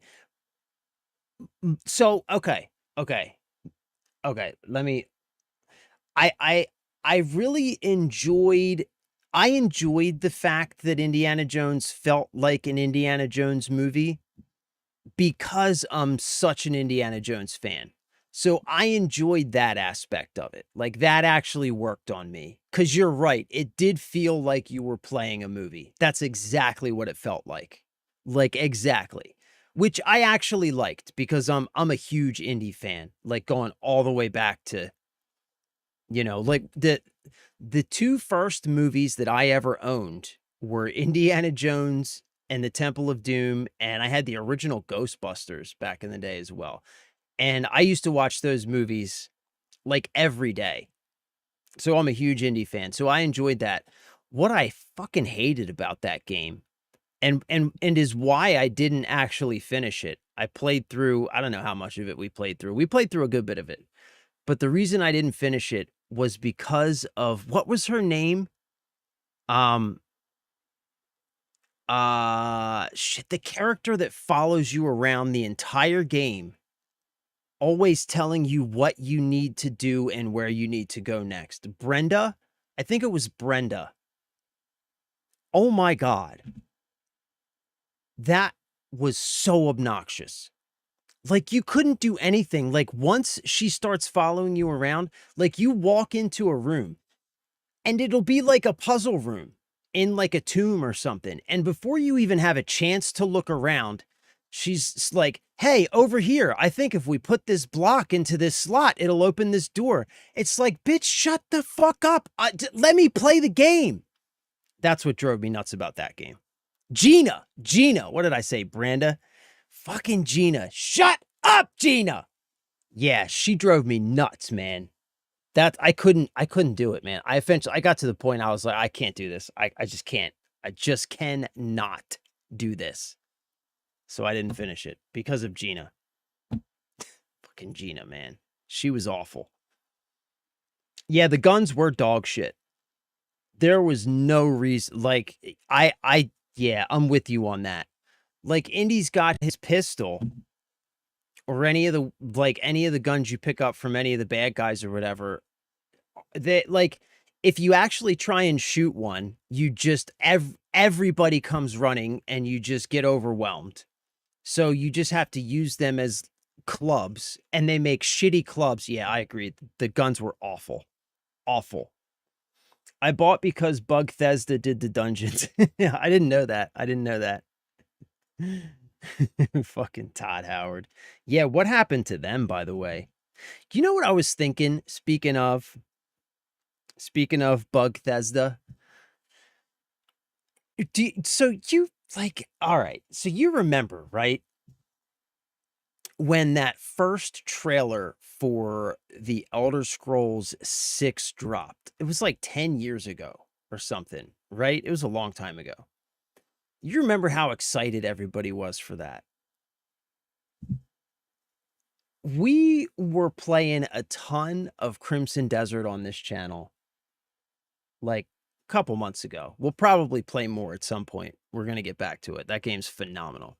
But we played a ton of Crimson Desert on this channel. And the whole time we're playing Crimson Desert, we talked about like Skyrim and stuff like that a lot, right? Because, you know, Skyrim was kind of like the example, the bar for great open world video games, right? And we talked about how like Crimson Desert just surpasses Skyrim by leaps and bounds. Go back and try and play Skyrim today and compare it to a game like Crimson Desert, and it's like not even comparable, you know? Like a game like Crimson Desert is just so much bigger, so much more complex, better storytelling. The entire world is like interactive and feels like it's alive around you, and it reacts to the things you do and the decisions you make. It's just an amazing game. I was thinking, man, like, given what we've seen from Bethesda, Starfield, for example, given what we've seen from them, did they kind of miss their window for Elder Scrolls 6? Like, is anybody going to give a shit if they ever do put out Elder Scrolls 6? Is at this point, does anybody still really care? Like, those of us who have been around for a while will certainly check it out, right? Absolutely. But again, look at Starfield. That was supposed to be the next big Bethesda game. It's supposed to be like Elder Scrolls in space. Nobody gave a shit. It was awful. And I think people didn't really care because everybody kind of secretly knew that it was going to be awful. Not even secretly. Everybody just kind of knew, like, man, this is going to be trash. And it was like even the people who like tried to gaslight themselves eventually ended up admitting that it was just kind of garbage, right? So like, because I heard that with Microsoft, all the studio closures and layoffs and stuff they were doing, I heard that they are like supposedly getting rid of everybody at Bethesda that isn't working on either like Fallout 76 or the new Elder Scrolls game. They're like getting rid of anybody who's not working on those two games, right? So apparently they're still working on it. And apparently somebody still, you know, thinks it's going to sell, but it's like, I don't know. Is it? I kind of, at this point, I'm kind of like, how's Bethesda going to do better than Crimson Desert? Whatever excitement, like how excited people were when that Elder Scrolls 6 trailer first dropped. That level of hype and excitement, like that ship has sailed, is what I'm saying. That ship has sailed. 12 years, okay. 12 years ago. Oh my God. Whew, damn. I'm getting old, bro. 2028, Microsoft acquires Pearl Abyss, and Pearl Abyss finishes releases Oblivion. Yo, if that happened, then I would get humped. Then I would get pumped. I would get pumped. Also, I would get humped. I would let Pearl Abyss hump me. But yeah, if that happened, then I would get pumped. I'm not buying Starfield. Looks like boo-boo to me. Yeah, I think it was boo-boo, bro. I didn't even bother with it. Like, I got excited for about 20 minutes when they announced Starfield. And then it launched, and I didn't pick it up right at launch. It was actually free on Game Pass, and I just didn't play it right at launch. And within like a couple weeks of launch, I started hearing what people had to say about it. And I was like, meh, okay. I can skip that one. I don't need to bother with that. Spider, okay, I just disconnected my PS5. I forgot all Wi-Fi networks and turned off internet connection. Oh God, what's going on with the PS5? You having some issues? You having some problems there, bro?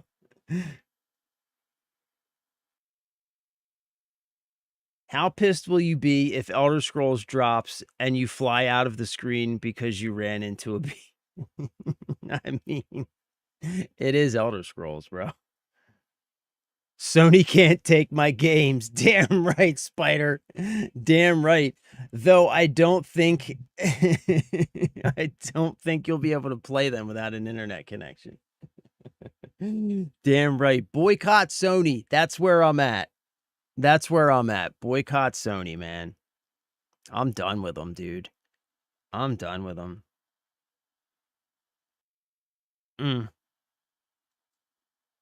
They've just shown, I don't know, man. Like we said at the beginning of the stream, it's like I think Sony, they just at this point, they're all in on like AI and stuff, man. They could care less what happens to the PlayStation business, and their actions just illustrate that, you know? Their actions just illustrate that. That's awesome, Spider. I love that, dude. I love that. I love it, bro. All right, gents. Well, it's 3 o'clock. I got to jump off of here. I got to go help my wife. I think we got to put that room in the basement back together. We laid the floor, finished that last night. So sorry to inform, they need a monthly online check-in to remain functional. Oh, yeah, that's right. That's right. That happened, right? I remember that. Yeah. God. Oh, what a world we live in. I miss my PlayStation. No network connection. You buy a disc. You put it into the PlayStation and the game. You buy a disc, you put it into the PlayStation and the game games. That's what I miss. I miss that. I do. Oh, how simple we had it. Simpler times. Simpler times. Yup, fucking Sony, bro. Play has limits, apparently. Play has limits. It tried to system update and I canceled the update. Damn right, bro. Damn right, Spider. I love you guys. All right, I got to get out of here. As always, thank you for spending time with me. Thank you for hanging out. Yeah, I love you. I appreciate you. Have a wonderful evening. See you, Mr. Cryptic. Spider, NorCal. Yeah. I love you. I appreciate you. Have a wonderful evening. Stay safe, stay blessed, have fun, play games, take care of each other, all that good stuff. And we'll be back tomorrow. And don't forget Thursday. Oh, and I'm going to try emailing Bubisoft about Assassin's Creed Black Flag. Because don't forget Thursday we got Black Flag resynced. I'm pretty stoked for that. Yeah. Right? What's the worst that can happen? They ignore it or say no? Like, yeah. Yeah, so pretty stoked for Thursday, man. Been waiting for this game for a while. So yeah, that'll be fun. All right, guys. I love you. I appreciate you. I will see you next time. I'm out of here for now. Bye.